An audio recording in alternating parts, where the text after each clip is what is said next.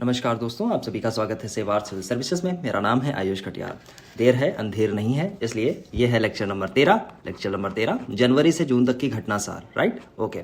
तो आज के लेक्चर में ये जो अंतरिक्ष प्रौद्योगिकी है, अंतरिक्ष प्रौद्योगिकी का मतलब है कि जो समसामयिकी अर्धवार्षिकी हम लोग कंप्लीट कर रहे थे, पेज नंबर 102 से 126 तक। तो इसमें 7-8-10 टॉपिक थे। इसमें लास्ट के 3 टॉपिक अभी बचे हुए हैं। इसमें कौन कौन से टॉपिक है? अंतरिक्ष प्रौद्योगिकी, रक्षा प्रतिरक्षा और नवीनतम पुस्तकें। राइट, इसके बाद में 3 मेजर टॉपिक आपके पास बचेंगे, जैसे कि पुरस्कार, सम्मान, खेल जगत और महत्वपूर्ण जो दिवस हैं उनकी एक सीरीज होगी, उसको हम लोग कंप्लीट कर लेंगे। तो लाइकली ये आज तो मैं ये दोनों चीजें मैं निपटा दूंगा, फिर इसके बाद में जो आपकी जो सम्मान, पुरस्कार, खेल जगत और महत्वपूर्ण दिवस, 3 लेक्चर छोटे छोटे, बहुत बड़े नहीं। इसके बाद में ये पूरी खत्म हो जाएगी। आपके बाद में फिर केवल एक चीज और बेसिक बची है, जो मैंने कही थी, क्या बोलते हैं उसको, जो बजट है और जो आपका इकोनॉमिक सर्वे है। राइट, उसके मैंने नोट्स ऑलमोस्ट मैंने प्रिपेयर कर लिए हैं। उसको प्रिपेयर करने में टाइम लगता है, बहुत सारी खिचड़ी मची हुई है। एग्जाम के पॉइंट ऑफ व्यू से ठीक ठाक चीजें देखनी पड़ती हैं। राइट, तो वो मैंने प्रिपेयर कर लिए हैं, ठीक से बना दिए हैं, और उसको मैं करा दूंगा जब ये तीनों चीजें खत्म हो जाएंगी। ठीक है, ओके।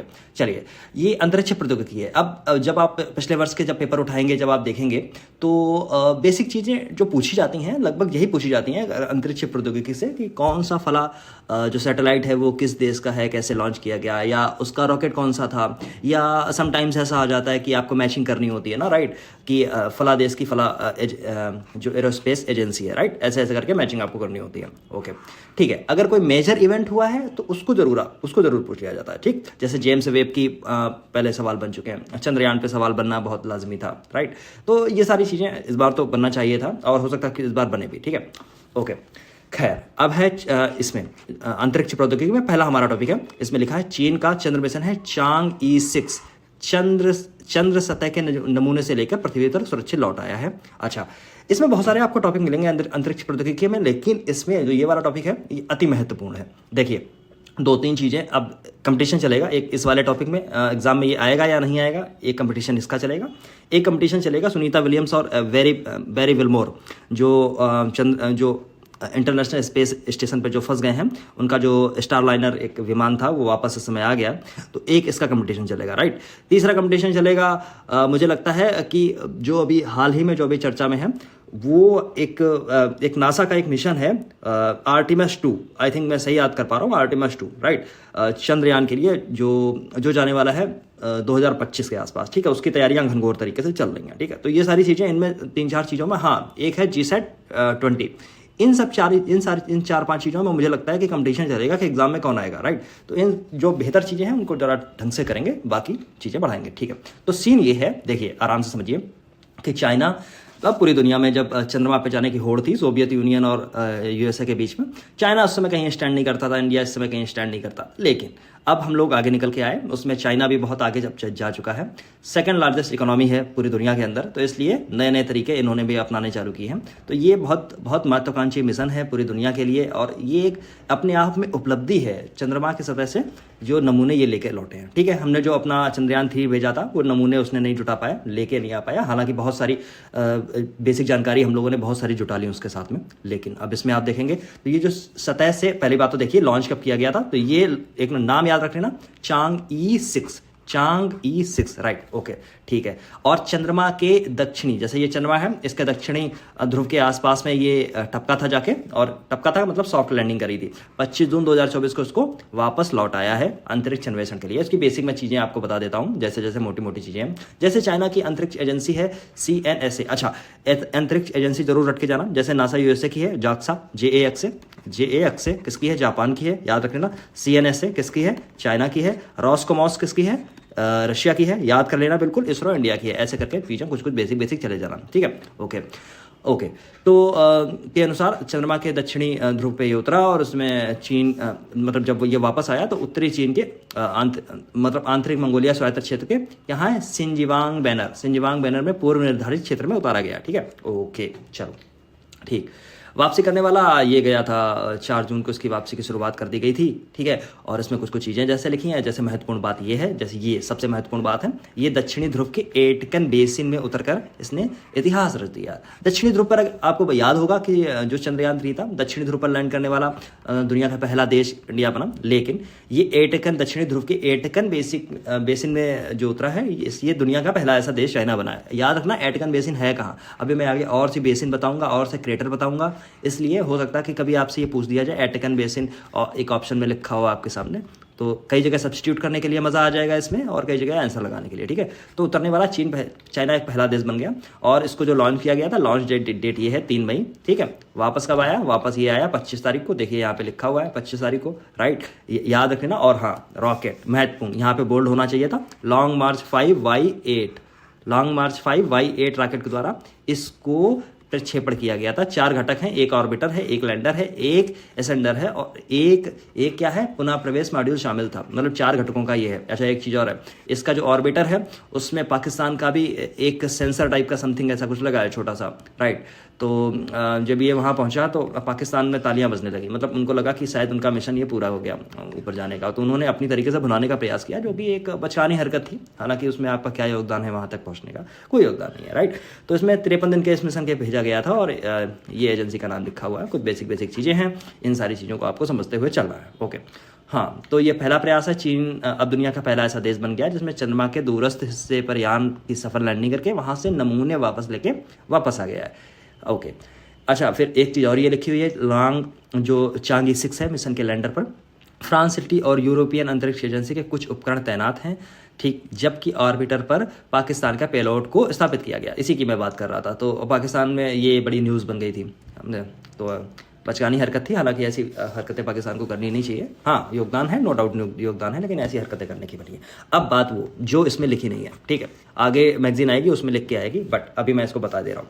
एक विमान जो अभी बहुत हाल ही में खूब सारी चर्चा जिसने बटोरी है वो है स्टार लाइनर, राइट। विमान है बोइंग का, बोइंग है यूएसए की एक कंपनी बोइंग, राइट। आपको एयरक्राफ्ट भी बहुत सारे आपको नज़र मिल जाते हैं, मतलब आपको बड़े अच्छे एयरक्राफ्ट भी इसके बोइंग के आपको मिल जाते हैं, ठीक है।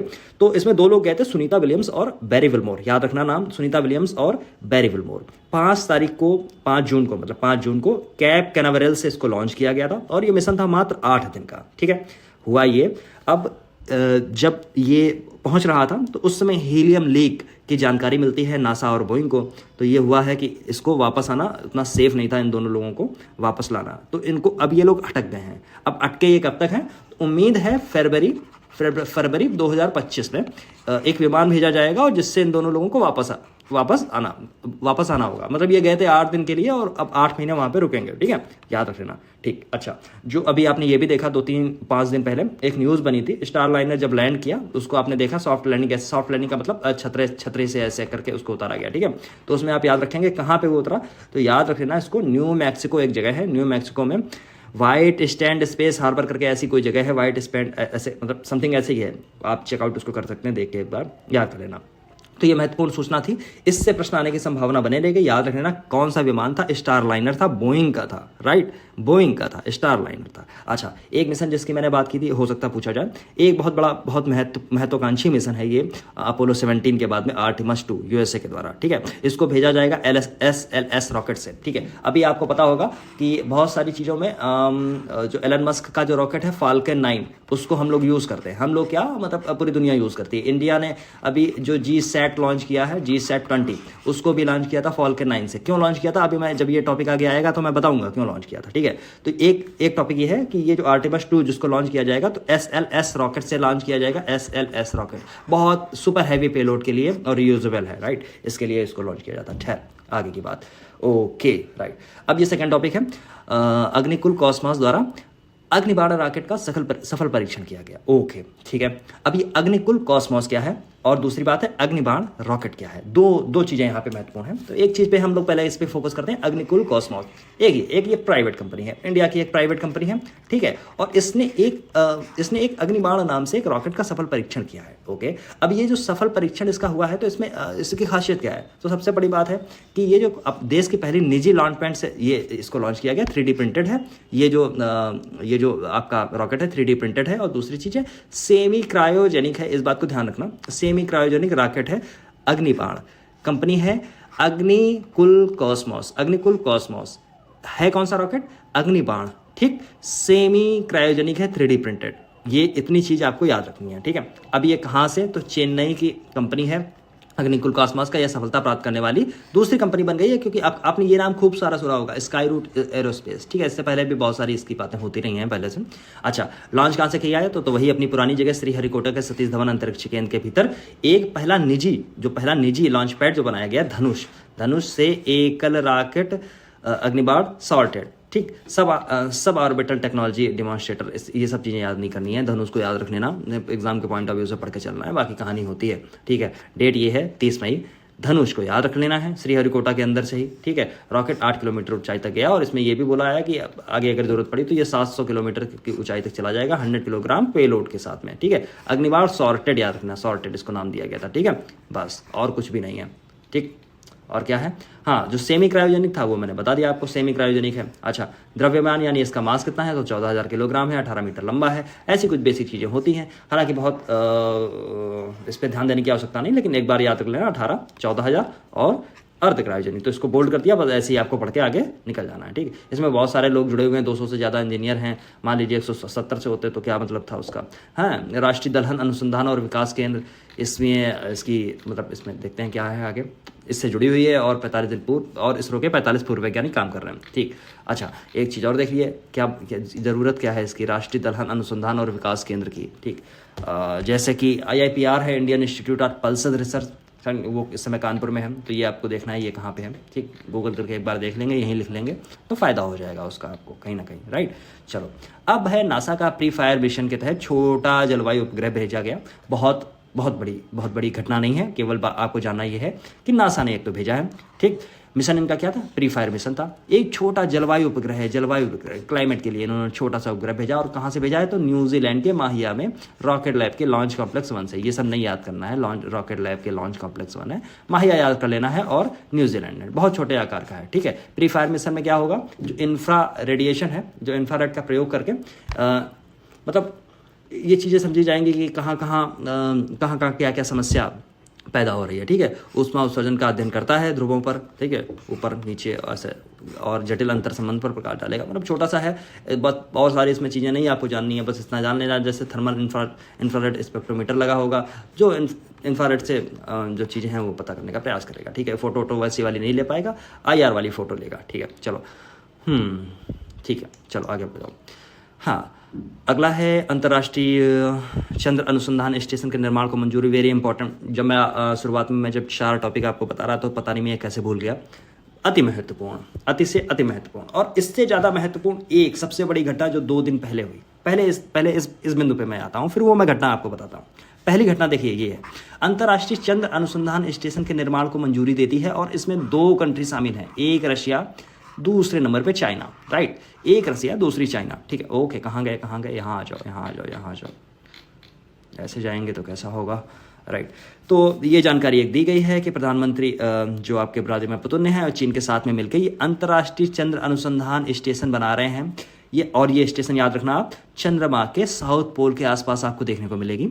इसको 2035 तक तैयार करना है, ठीक है। और इसमें मिलकर कौन कौन तैयार कर रहा है? तो रशिया एंड चाइना। और देखिए, इसका फ़ायदा या नुकसान देखेंगे तो इंडिया के लिए, क्योंकि रशिया एक तरीके से आप सॉफ्ट कॉर्नर लेके चलेंगे, लेकिन चाइना को आप सॉफ्ट कॉर्नर के तरीके से नहीं लेके चल सकते हैं, ठीक है। अब ये समस्या एक खड़ी होगी, मान लीजिए अगर 2035 तक बना लिया, क्योंकि चाइना के पास में ठीक ठाक फंड है, रशिया के पास में उतने बड़े फंड्स हैं नहीं, और लेकिन हाँ, रशिया के पास में पुरानी टेक्नोलॉजी है। पुरानी टेक्नोलॉजी का मतलब बहुत लंबा उनका, मतलब बहुत लंबे उनके एक्सपीरियंसेस रहे हैं, ठीक है। वो ऑब्सेस्ड थे, एक समय ये लोग ऑब्सेस्ड थे चंद्रमा को लेकर, ठीक है। तो वो सब चीज़ें ये कर सकते हैं। तो 12 जून को कानूनी रूप से पोर्टल पर प्रकाशित कर दिया गया ऐसी चीज़, इसमें और कोई शामिल नहीं है, ठीक। लेकिन अब वो महत्वपूर्ण बात जो मैं आपको बताना चाहता था ठीक 2 दिन पहले की, ठीक है। एक न्यूज़पेपर में एक आर्टिकल छपता है जिसमें लिखा जाता है कि चाइना और रशिया जो है वो न्यूक्लियर पावर प्लांट मून के ऊपर बनाएंगे, ठीक है। और उसमें इंडिया भी शामिल हो रहा है, ठीक है। महत्वपूर्ण, दुनिया के सारे, मतलब इस समय की अगर करंट न्यूज़ में अगर आप देखेंगे स्पेस के अंदर, तो 2-3 चीज़ें जो चल रही हैं उसमें सबसे टॉप पे यही वाला मुद्दा चल रहा है। क्यों? रीज़न उसका देखिए, समझिए। देखिए अगर ये बन जाता है, मान लीजिए ऊपर वाला अगर ये बन जाता है, ठीक है, 2035 तक। अब ये सोचिए जो इंडिया का जो टारगेट मैंड जो लूनर मिशन है, मतलब जो व्यक्तियों के साथ में हमें भेजना है चंद्रमा पे, वो हमारा मिशन है 2040 का, राइट, 2040 का, ओके।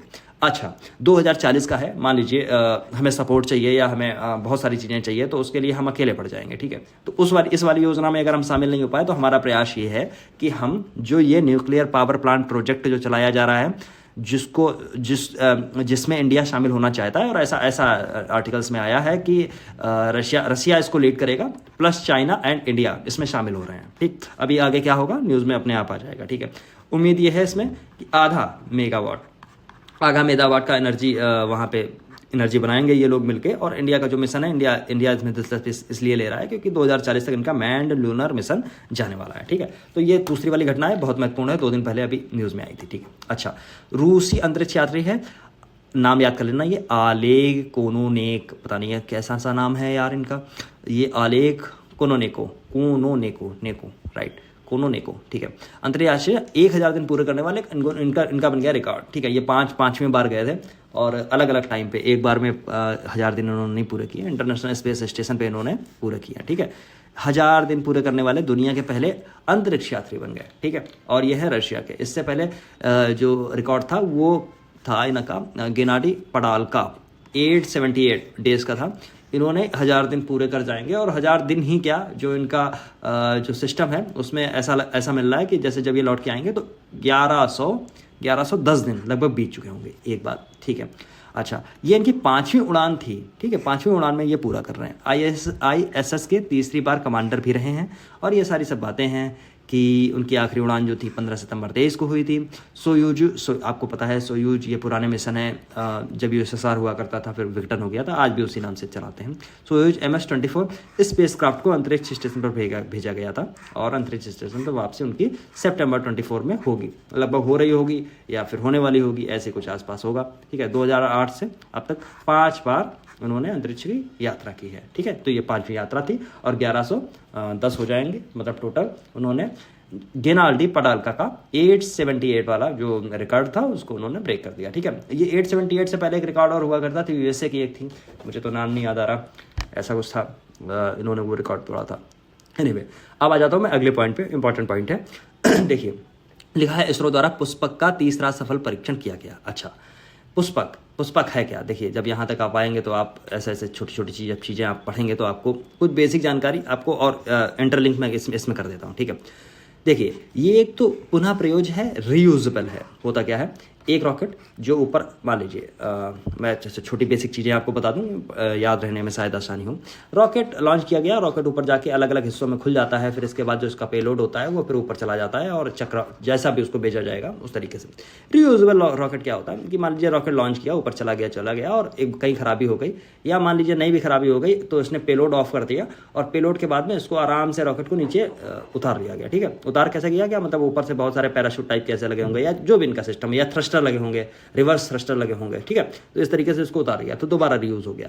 एक फायदा और होता है रीयूजेबल का, मान लीजिए इन केस अगर कोई खराबी होती है तो इसको बहुत आराम से सॉफ्ट लैंडिंग कराई जा सकती है। अगर सॉफ्ट लैंडिंग कराएंगे तो पेलोड जो कई बार बहुत महंगे पेलोड होते हैं, जैसे GSAT-20 की बात हो रही थी, फॉल्कन 9 से भेजा गया, जो एलन मस्क की एक कंपनी है, ठीक है। तो उसका रॉकेट है फॉल्कन 9, उससे भेजा गया। जबकि 4-5 हज़ार पेलोड तो हम आराम से उड़ा सकते हैं, उसमें कोई दिक्कत नहीं है, इंडिया के पास में इतनी क्षमता है, लेकिन रीयूजेबल नहीं है। इफ इन केस अगर ऐसा हो जाता है कि फेल कर जाता है मिशन, तो पूरा सिस्टम ही वो फेल कर जाएगा पेलोड का, ठीक है। इसलिए हमने इसका चुनाव किया, ठीक है, ओके। अच्छा, ये जो इसरो ने जो ये किया है तो इसमें बड़ी उपलब्धि है। एक चीज़ याद रखना, कर्नाटक के चित्रकूट में स्थित है वैमानिकी परीक्षण रेंज यानी ART, इससे किया गया, और इसका नाम है RLV LEX-03, याद रख लेना, RLV और क्या है LEX-03, ठीक है, ऐसे याद रखना। हो सकता है 05 लिख के आए, या ऐसा रिवर्स कुछ उल्टा पुल्टा कर दे, तो ऐसी चीज़ें बड़ा सामान्य होती हैं, ऐसे बदतमीजी वाली चीज़ें ऐसी होती रहती हैं, ठीक है, ओके। तो याद रख लेना, मुकाबले में अधिक ऐसी चीज़ें हैं। यह परीक्षण का, ये जो परीक्षण था ये तीसरा चरण था, और तीसरे के साथ साथ ये एक आखिरी चरण भी हुआ करता था, ठीक है। और इसका जैसे जो LEX-02 है उसका परीक्षण 22 मार्च को 2024 को किया गया था। अच्छा, एक चीज़ आप बताएंगे, 22 मार्च को कौन सा दिवस मनाया जाता है? याद करिए, बताइए, 22 अप्रैल को कौन सा दिवस मनाया जाता है? 22 मई को कौन सा दिवस मनाया जाता है, ठीक है। ओके, तीनों चीज़ें आपको बतानी है और तीनों चीज़ें आप एनवायरनमेंट से रिलेटेड देखेंगे। चलो आगे बढ़ जाता हूँ मैं। ओके, तो पुष्पक है क्या, जो RLV ये जो ये है चिनूक हेलीकॉप्टर के पंखों वाले पुष्पक नाम के एक यान को लेकर उसको ऊपर रखा गया और 4.5 किलोमीटर की ऊंचाई से इसे छोड़ दिया गया, मतलब ऊपर से छोड़ दिया गया, फिर इसको आराम से नीचे से मतलब इसकी सॉफ्ट लैंडिंग करा दी गई होगी किसी तरीके से, ठीक है। तो छोड़ा गया मानव रहित पुष्पक यान तरीके से क्रॉस रेंज सुधार करते हुए रनवे पर पहुंचा तथा सटीक तरीके से रनवे पर उतर गया। चलो बहुत अच्छी बात है, तो यही तो काम इन्हें करना था, ठीक है। लैस 03 का 500 मीटर था, ठीक है। क्रॉस रेंज 02 की थी 150 मीटर, ऐसे करके कुछ। ओके, अब आ जाता हूँ इस पर। ओके, ये है मंगल क्रेटर पर भारतीयों के कुछ नाम रखे गए हैं। ओके, मंगल देखिए सबसे पहली बात समझिए क्रेटर क्या है। ओके, क्रेटर एक सर्कल नुमा आकृति हो जाती है जो मतलब आपको खगोलीय पिंड जैसे, मतलब कोई ग्रह हो सकता है, कोई उपग्रह हो सकता है, कुछ कोई भी चीज़ हो सकती है, राइट, जो खगोलीय है, राइट। उसके ऊपर आप देखेंगे कि आपको एक गोल आकृति देखने को गड्ढा सा मिलेगा, ठीक है। और ये गड्ढा कई तरीके से बन सकता है। किस तरीके से बनेगा, तो मान लीजिए कहीं पे अगर ज्वालामुखी आई तो उससे बन सकता है, ठीक है। अगर ज्वालामुखी नहीं है, मान लीजिए अगर कोई उल्का पिंड उस पर गिरा, मान लीजिए कोई अगर कुछ भी उस पर गिरा, हैवी पेलोड टाइप का कुछ भी ऐसा बहुत बड़ा, ठीक है, तो वो बन सकता है। और भी कई रीजन्स भी हो सकते हैं, तो इनको बोलते हैं क्रेटर, ठीक है। अब बात हो रही है मंगल के। मंगल के क्रेटर का नाम इंडियंस के नाम पे रखा गया और ये कोई पहली बार नहीं है। जैसे आप मैं कह रहा हूँ कि अगर ये ऐसा किया गया तो ये कोई पहली बार नहीं है, क्योंकि आप चंद्रमा के ऊपर जो क्रेटर हैं उनके भी नाम कई बार इंडियंस के ऊपर रखे गए हैं। जैसे साराभाई के नाम पे भी रखा गया है, भाभा क्रेटर के नाम पे रखा है, CV रमन के नाम पे भी रखा गया और मित्रा इत्रा इन सब लोगों के नाम पे रखे गए थे, ठीक है। तो इसकी बात हो रही है जो मंगल की बात है। अच्छा, ठीक है, तो ये नाम कौन रखता है, तो याद रखना अंतर्राष्ट्रीय खगोलीय संघ, ठीक है। मंगल ग्रह के दक्षिणी गोलार्ध, मतलब ऐसे अगर उसको ऊपर से ऐसे काट दूं तो एक, जब आप ऐसे काटेंगे ऐसे तो एक उत्तरी गोलार्ध एक दक्षिणी गोलार्ध होगा, जब ऐसे काटेंगे तो पूर्वी और पश्चिमी गोलार्ध होगा, तो इसकी बात कर रहा। और इसमें अगर ऐसे काटते हैं तो इसमें बोला है भूमध्य रेखा के पास स्थित थारिश ज्वालामुखी के भीतर हैं, यहाँ पे भूमध्य रेखा के आसपास हो गए पश्चिमी, ठीक है। ओके, इतनी बात समझ में आ गई। अब इसके जो नाम है उनको कुछ चीज़ों को आप रख लेना, जैसे कि लाल क्रेटर जो नाम रखा गया है वो किसके नाम पे रखा गया, बहुत महत्वपूर्ण है, याद रखना, हो सकता है एग्जाम में यही रखा हुआ आपको मिले, प्रोफेसर देवेंद्र लाल के नाम पे, ठीक है। ओके, चलो।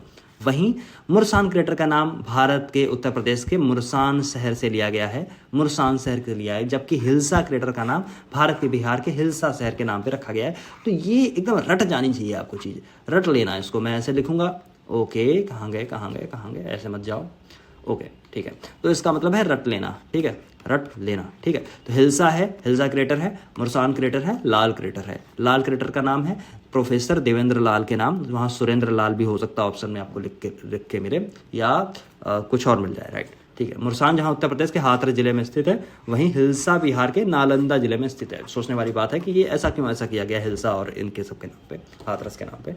खैर, ये विषय एग्जाम से सारे रिलेटेड नहीं है, लेकिन हाँ आपकी रिसर्च का विषय हो सकता है, ठीक है। नासा की पहली चंद्र रेलवे प्रणाली फ्लोट, ठीक, ओके।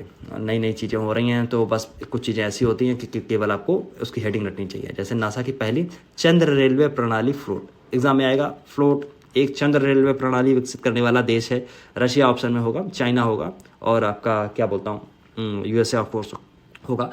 हो सकता है कि यूरोपियन यूनियन का भी उसमें नाम आ जाए, अकेला एक देश तो नहीं आएगा, फ्रांस या कुछ ऐसा तो नहीं आएगा, लेकिन हो सकता है कि यूरोपियन यूनियन का नाम आ जाए। हो सकता है कि आप इन्हीं चारों में कंफ्यूज हो जाए, इंडिया का ऑफ कोर्स नाम नहीं होगा, ठीक है।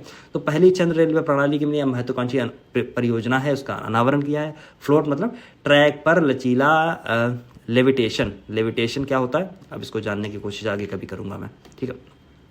तो इसमें बस कुछ मत जानिए, अभी बिल्कुल इन्होंने परियोजना का अनावरण किया है, अभी उसमें कुछ भी उन्होंने बताया नहीं है, तो इसको सब चीज़ें बहुत जानने की आवश्यकता है भी नहीं। कुछ बेसिक चीज़ें हैं, अगर इसको पढ़ने का मन करे तो ये सब चीज़ें आप पढ़ लीजिए, ठीक है। अगली चीज़ है, जर्मनी में मोम ऊर्जा से रॉकेट सफलतापूर्वक चला लिया, केवल आप इसका नाम रट लेना, ठीक है। रॉकेट का नाम है SR-75। मोम की ऊर्जा से, मतलब अजीबोगरीब हरकतें हैं ये, टेक्नोलॉजी, खाली बैठे हो क्या ही करोगे, तो मोम की ऊर्जा से चला लीजिए। आपके पास अच्छे प्रोपेलेंट होते हैं। अच्छा, एक रॉकेट जो होता है उसमें कई तरीके के प्रोपेलेंट यूज़ करे जाते हैं, जैसे कि सॉलिड यूज़ कर लिया, ठीक, और जैसे लिक्विड यूज़ कर लिया, जैसे गैसियस फॉर्म में कोई चीज़ है प्रोपेलेंट है उसको यूज़ किया। अच्छा, मल्टी प्रोपेलेंट का काम क्या होता है, और अलग अलग चरणों में इसको दागा जाता है। तो उसका काम ये होता है, मान लीजिए एयर में अगर जा रहा है तो उस समय प्रोपेलेंट अलग तरीके का हमें चाहिए, अगर कहीं ऊपर जा रहा है स्पेस पे अलग तरीके का चाहिए, जो ट्रांजिशन होती है एक जगह से, एक लेयर से दूसरी लेयर तक। तो बहुत ट्रांजिशन में बहुत प्रोपेची होती है तो उस टाइम पे अलग अलग तरीके से यूज किया जाता है, ठीक है। तो जर्मन कंपनी है हाई इम्पल्स, इसके द्वारा किया गया और ये दक्षिणी ऑस्ट्रेलिया के कुनीबा प्रक्षेपण स्थल में मोमबत्ती वाले मोम का रॉकेट, मतलब आप अगर दिवाली में चाहें तो जो रॉकेट है उसको आप मोम से उड़ा सकते हैं, ठीक है। ठीक है, कुछ वजन यहाँ पे लिखा है, 2.5 टन के आसपास इसका वजन है, SR-75, ठीक है। ये सब चीज़ें, ठीक, 250 किलोमीटर की ऊंचाई तक ले जाने में सक्षम है। अगला, ओके, इसरो ने रॉकेट इंजनों के लिए हल्के कार्बन नोजल को विकसित किया है। इसका मतलब क्या है? जो रॉकेट इंजन है, अगर उनके लिए जो हल्के कार्बन नोजल उनके होते होंगे, मतलब इतनी तो टेक्नोलॉजी मुझे भी नहीं पता है, तो उनको हल्के करने के लिए, उनको हल्का करने का यहाँ पे प्रयास किया गया है। और उससे अगर मान लीजिए हल्का होगा तो जाहिर सी बात है कि पेलोड क्षमता बढ़ जाएगी, जो उसको भार की लादने की जो क्षमता है वो बढ़ जाएगी। किसने किया है? इसरो ने किया है। इंजनों के लिए CC नोजल को सफलतापूर्वक विकसित कर लिया है, ठीक है। अब इसमें ये किसने किया है? तो विक्रम साराभाई स्पेस स्टेशन ने किया है। और कुछ चीज़ें ऐसी हैं, इसकी विशेषता ये है कि सिलिकॉन कार्बाइड की एंटी ऑक्सीडेशन जो कोटिंग है उसको ऑक्सीकरण वाले वातावरण में इसकी परिचालन क्षमता बढ़ जाएगी, ठीक है। मतलब ये है ऑक्सीडाइज जल्दी नहीं होगा, ठीक है, ऑक्सीडाइज नहीं होगा। ऑक्सीडाइज का मतलब ऑक्सीजन से रिएक्ट करके कोई बाय प्रोडक्ट में जल्दी बदलेगा नहीं, ठीक है। इस तरीके की ऐसी कुछ कोटिंग की गई होगी, बस इतनी चीज़ें जानने की आवश्यकता है। इसमें PhD की आवश्यकता नहीं है। इसरो द्वारा तरल रॉकेट इंजन का सफल हॉट परीक्षण किया गया, ओके। तो ठीक है, इसरो ने क्या किया है? इसरो ने किया है एडिटिव मैन्युफैक्चरिंग AM टेक्नोलॉजी के माध्यम से निर्मित एक तरल रॉकेट इंजन, मतलब वही जिसका प्रोपेलेंट जो होगा वो लिक्विड फॉर्म में होगा, राइट। इसी को तरल रॉकेट बोला जा रहा है, ठीक। 9 मई को ये परीक्षण किया, जिसमें 665 सेकंड की अवधि के लिए इसको हॉट परीक्षण इसका किया गया, मतलब इतने दिन परीक्षण इसका हुआ, ठीक है। अच्छा, कहाँ किया गया? तमिलनाडु के महेंद्रगिरी में इसको प्रोपल्शन कॉम्प्लेक्स में किए गए इस परीक्षण में। अच्छा, PS5 ये नाम याद रखना, पुनः डिजाइन किए गए PS5 इंजन के, मतलब कुल मिला के आप ये याद रखना, तरल परीक्षण जो हो रहा है लिक्विड प्रोपेलेंट के लिए जो इंजन बनाया जा रहा है उसके परीक्षण में PS5, ठीक है, PS4 आप याद रखना, ठीक है। तो PSLV के चौथे चरण के लिए उपयोग में है, जिसमें वैक्यूम स्थिति में दुनिया भर की ऐसी चीजें लिखी हैं, इनको मत रख लेना, ठीक है। PS5 याद रखना। और ये कंपनी याद रखना पूरा, ये एक प्राइवेट कंपनी है, विप्रो 3D, ठीक है, ठीक। इसने ये आविष्कार किया और शुरुआत इसकी जो मतलब क्या जो परीक्षण है वो इसरो द्वारा किया गया था। तो विप्रो 3D याद रखना, PS4 याद रख लेना, ओके। और क्या लिक्विड प्रोपेलेंट के लिए है, ये सारी चीज़ें आप याद रखेंगे बस, और इसमें कुछ नहीं है। इसरो शामिल है, ठीक है। गोपी थोटाकुरा अंतरिक्ष में जाने वाले दूसरे भारतीय और पहले अंतरिक्ष पर्यटक बन गए। अच्छा, ये तो बड़ी अच्छी बात है, ठीक है। नाम है गोपी थोटाकुरा, ठीक। अंतरिक्ष में जाने वाले दूसरे भारतीय बने। क्यों दूसरे भारतीय बने? क्योंकि आपको राकेश शर्मा का नाम याद होगा, ठीक है। ये गए थे, ठीक है, USSR का एक प्रोजेक्ट था, उसमें इंडिया की तरफ से भेजे गए थे, ठीक है। तो पहले तो ये थे। दूसरे नंबर पे बात अगर करेंगे, गोपी थोटाकुरा बनेंगे, ठीक है। और पहले अंतरिक्ष पर्यटक, क्योंकि जो शर्मा थे, राकेश शर्मा, ये पर्यटक नहीं थे, और ये जो हैं ये पर्यटक की भूमिका में जा रहे हैं, तो इनका नाम केवल पर्यटक की भूमिका से ही इनको याद रखा गया है। तो याद रखना, पहले पर्यटक हैं, दूसरे भारतीय हैं, ठीक है, इसमें कन्फ्यूज मत हो जाना। अच्छा, जाएंगे कैसे? तो याद रखना, देखो, अमेजन के जो संस्थापक हैं उनको पता है, वही टकलू महाराज, जेब बोजेस, ठीक है, बेजोस, ठीक है, जेब बेजोस, उनकी कंपनी है ब्लू ओरिजिन, ठीक है। इनका काम ये है कि आप पैसे दो इनको और ये आपको ऊपर ले जाएंगे, घुमाएंगे, फिर इनसे लौट आएंगे, ठीक है। तो इसका बस काम यही है, ठीक। इसमें है NS-25 मिशन के लिए 6 सदस्यों चालक दल को चुना गया है। NS-75 मिशन है, NS-25 मिशन है, मिशन को याद रख लेना, ठीक है। हो सकता है ये पूछ दिया जाए, दूसरे भारतीय का चयन किया गया, जितना आप पढ़ के जाए उतना आपके क्वेश्चन में लिखा हुआ है कि दूसरे भारतीय के रूप में गोपी थोटाकुरा का चयन किया गया, और जिन्हें ब्लू ओरिजिन के, मतलब जेब बेजोस की ब्लू ओरिजिन कंपनी द्वारा भेजा जाएगा। ये किस मिशन का हिस्सा है? अब वहाँ पे NS-5 लिखा है, अब आप जो ये याद करने वाली चीज़ थी आप भूल गए, तो ऐसा मत करें, ठीक है। दूसरे नज़रिया बदलते रहिए, हर जगह पे आप नज़रिया जब बदल जाएंगे, क्वेश्चन आप कैसे बनेगा, इसका नज़रिया आप अगर बदलेंगे तो आपको पढ़ने में आसानी होगी, ठीक है। तो ये 7वीं उड़ान जो है NS-25 19 मई 2024 को पश्चिमी टेक्सास में साइट्स 1 से लॉन्च की गई थी, और ये दूसरा बन गया न्यू शेपर्ड रॉकेट का नाम है न्यू शेपर्ड, ठीक है। ब्लू ओरिजिन द्वारा अंतरिक्ष पर्यटन के लिए पूरी तरह से पुनः प्रयोग रियूजेबल, ठीक है, होने वाला एक उपकक्षीय प्रक्षेपण यान है, ठीक है। इसकी बात है, फिर गोपी जी की बात हो रही है। इन्होंने तंजानिया के माउंट किलिमंजारो की अभी हाल में चढ़ाई की है। इसके बाद अंतर्राष्ट्रीय चिकित्सा विमान पायलट के तौर पर रहे हैं और दुनिया भर की ऐसी बात है। 1984 में फिर इनके विंग कमांडर की बात हो रही है। राकेश शर्मा के बाद में ये जाने वाले पहले भारतीय के बाद में दूसरे भारतीय अंतरिक्ष यात्री। ठीक है, चलो आगे बढ़ जाओ। पाकिस्तान द्वारा फतेह सेकंड जो है रॉकेट प्रणाली का सफल परीक्षण किया गया है। बस इसमें पाकिस्तान की जहाँ बात है वहाँ ज़्यादा पढ़ने की जरूरत नहीं है, केवल ये रटिए सतह सेकंड रॉकेट प्रणाली का परीक्षण किया गया है। ठीक है, और ये अपने आप में मल्टी लॉन्च रॉकेट सिस्टम है इनका। ठीक है, ये गाइडेड है। एक बात याद कर लेना, जैसे यहाँ पे लिखा है पाकिस्तान विकसित एक निर्देशित मल्टी लॉन्च रॉकेट सिस्टम है। ठीक है, 400 किलोमीटर की ऊंचाई तक ये लक्ष्य भेजने में और नेविगेट करने में ये इसका वो है। और नाम याद कर लेना, फतेह सेकंड। ठीक है, फतेह सेकंड। ठीक है, ओके आगे बढ़ जाओ। भारत का पहला निजी क्षेत्र द्वारा विकसित निर्मित पृथ्वी अवलोकन उपग्रह नाम है TSAT-1A का सफल प्रक्षेपण किया गया है। ठीक है, ये किसके द्वारा? अच्छा देखिए यहाँ पे एक चीज लिखी हुई है, भारत का पहला निजी क्षेत्र द्वारा विकसित। ठीक है, निजी क्षेत्र द्वारा निर्मित। इससे पहले जो पृथ्वी अवलोकन उपग्रह हैं, इसरो ने बहुत सारे लॉन्च कर रखे हैं, पूरी सीरीज है इसके लिए। ठीक है, केवल एक आदमी है, पूरी सीरीज लॉन्च कर रखी है। ठीक है, दूसरी बात TSAT-1A ये एक निजी कंपनी द्वारा है, और निजी कंपनी मतलब प्राइवेट कंपनी है। मतलब इसका है नाम जो यहाँ पे लिखा हुआ है टाटा एडवांस सिस्टम लिमिटेड, जिसको बोलते हैं TASL। देखिए लिखा हुआ है TASL है। अपने सब मीटर रेजोल्यूशन ऑप्टिकल उपग्रह है, जिसका नाम है TSAT-1A। याद रखना, TSAT-1A टाटा TSAT-1A TASL। ठीक है, TASL Tata advance system limited भेजा गया। ये निर्मित मतलब प्राइवेट अगर देखोगे तो ये पहला है। ठीक है, ठीक है, ओके। और क्या लिखा हुआ? हाँ, फाल्कन 9 रॉकेट्स हैं, राइट। ठीक है, बैंड वैगन 1 मिशन के हिस्से के रूप में 7 अप्रैल 2014 अमेरिका के फ्लोरिडा स्थित कैनेडी स्पेस सेंटर, कैनेडी से ही, क्योंकि ये यहीं पे तैनात है तो आप देखते हैं कैनेडी से ही इसको भेजा जाता है। ठीक है, अब बाकी ऐसी सब ठीक है।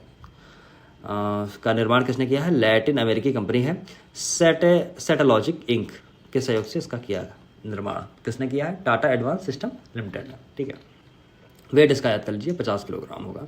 ठीक, बस, और इसमें कोई चीज़ ऐसी है नहीं कि आप इसको रटें, बस।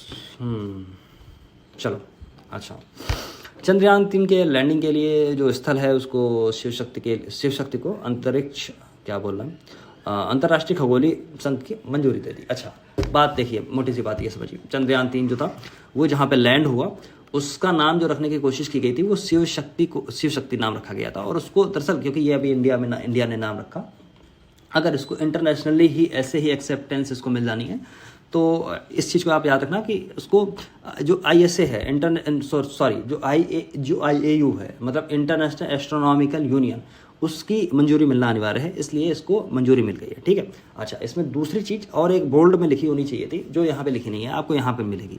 23 अगस्त को जिस दिन ये सॉफ्ट लैंडिंग की चंद्रयान 3 है, कहाँ पे? चंद्रमा के दक्षिणी ध्रुव पर। ठीक है, उसको राष्ट्रीय अंतरिक्ष दिवस के रूप में मनाने की घोषणा की गई है। यहाँ पे वेरी इंपॉर्टेंट लिख लेना, महत्वपूर्ण है। ठीक, ये वाला पॉइंट भी महत्वपूर्ण है। ठीक, चलो, बस और कुछ नहीं है। दक्षिण कोरिया ने अपनी पहली अंतरिक्ष एजेंसी शुरू की। महत्वपूर्ण है क्योंकि दक्षिण कोरिया अपने आप में एक विकसित लगभग विकसित देश हो ही गया है। ठीक है, तो अच्छी तरीके से बहुत सारी मतलब बहुत अच्छी बेहतर चीज़ें हैं यहाँ पे तो। लेकिन हाँ, स्पेस में इन्होंने कोई ज़्यादा रुचि रखी नहीं है, और क्योंकि शायद आई थिंक इनको न्यूक्लियर अम्ब्रेला के अंडर भी USA ने रखा हुआ है, तो मतलब न्यूक्लियर टेस्टिंग ये लोग नहीं कर सकते हैं, ऐसी कुछ चीज़ें हैं इनके ऊपर। और जापान के ऊपर भी ऐसी सेम चीज़ें हैं, न्यूक्लियर अम्ब्रेला उसको भी दिया गया है।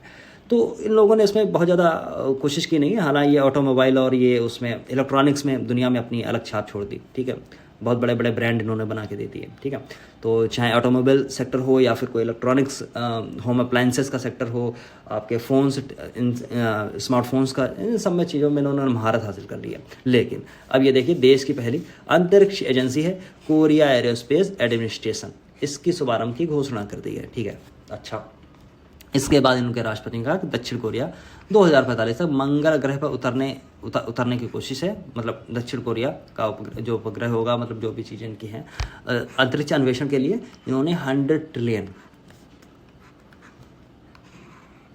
$72.6 बिलियन खर्च करने का कार्यक्रम इन्होंने ऐसा किया गया, जो चंद्रा लैंडर के लिए 2032 के लिए योजना, बस इसको सबको याद करना, मत याद करना।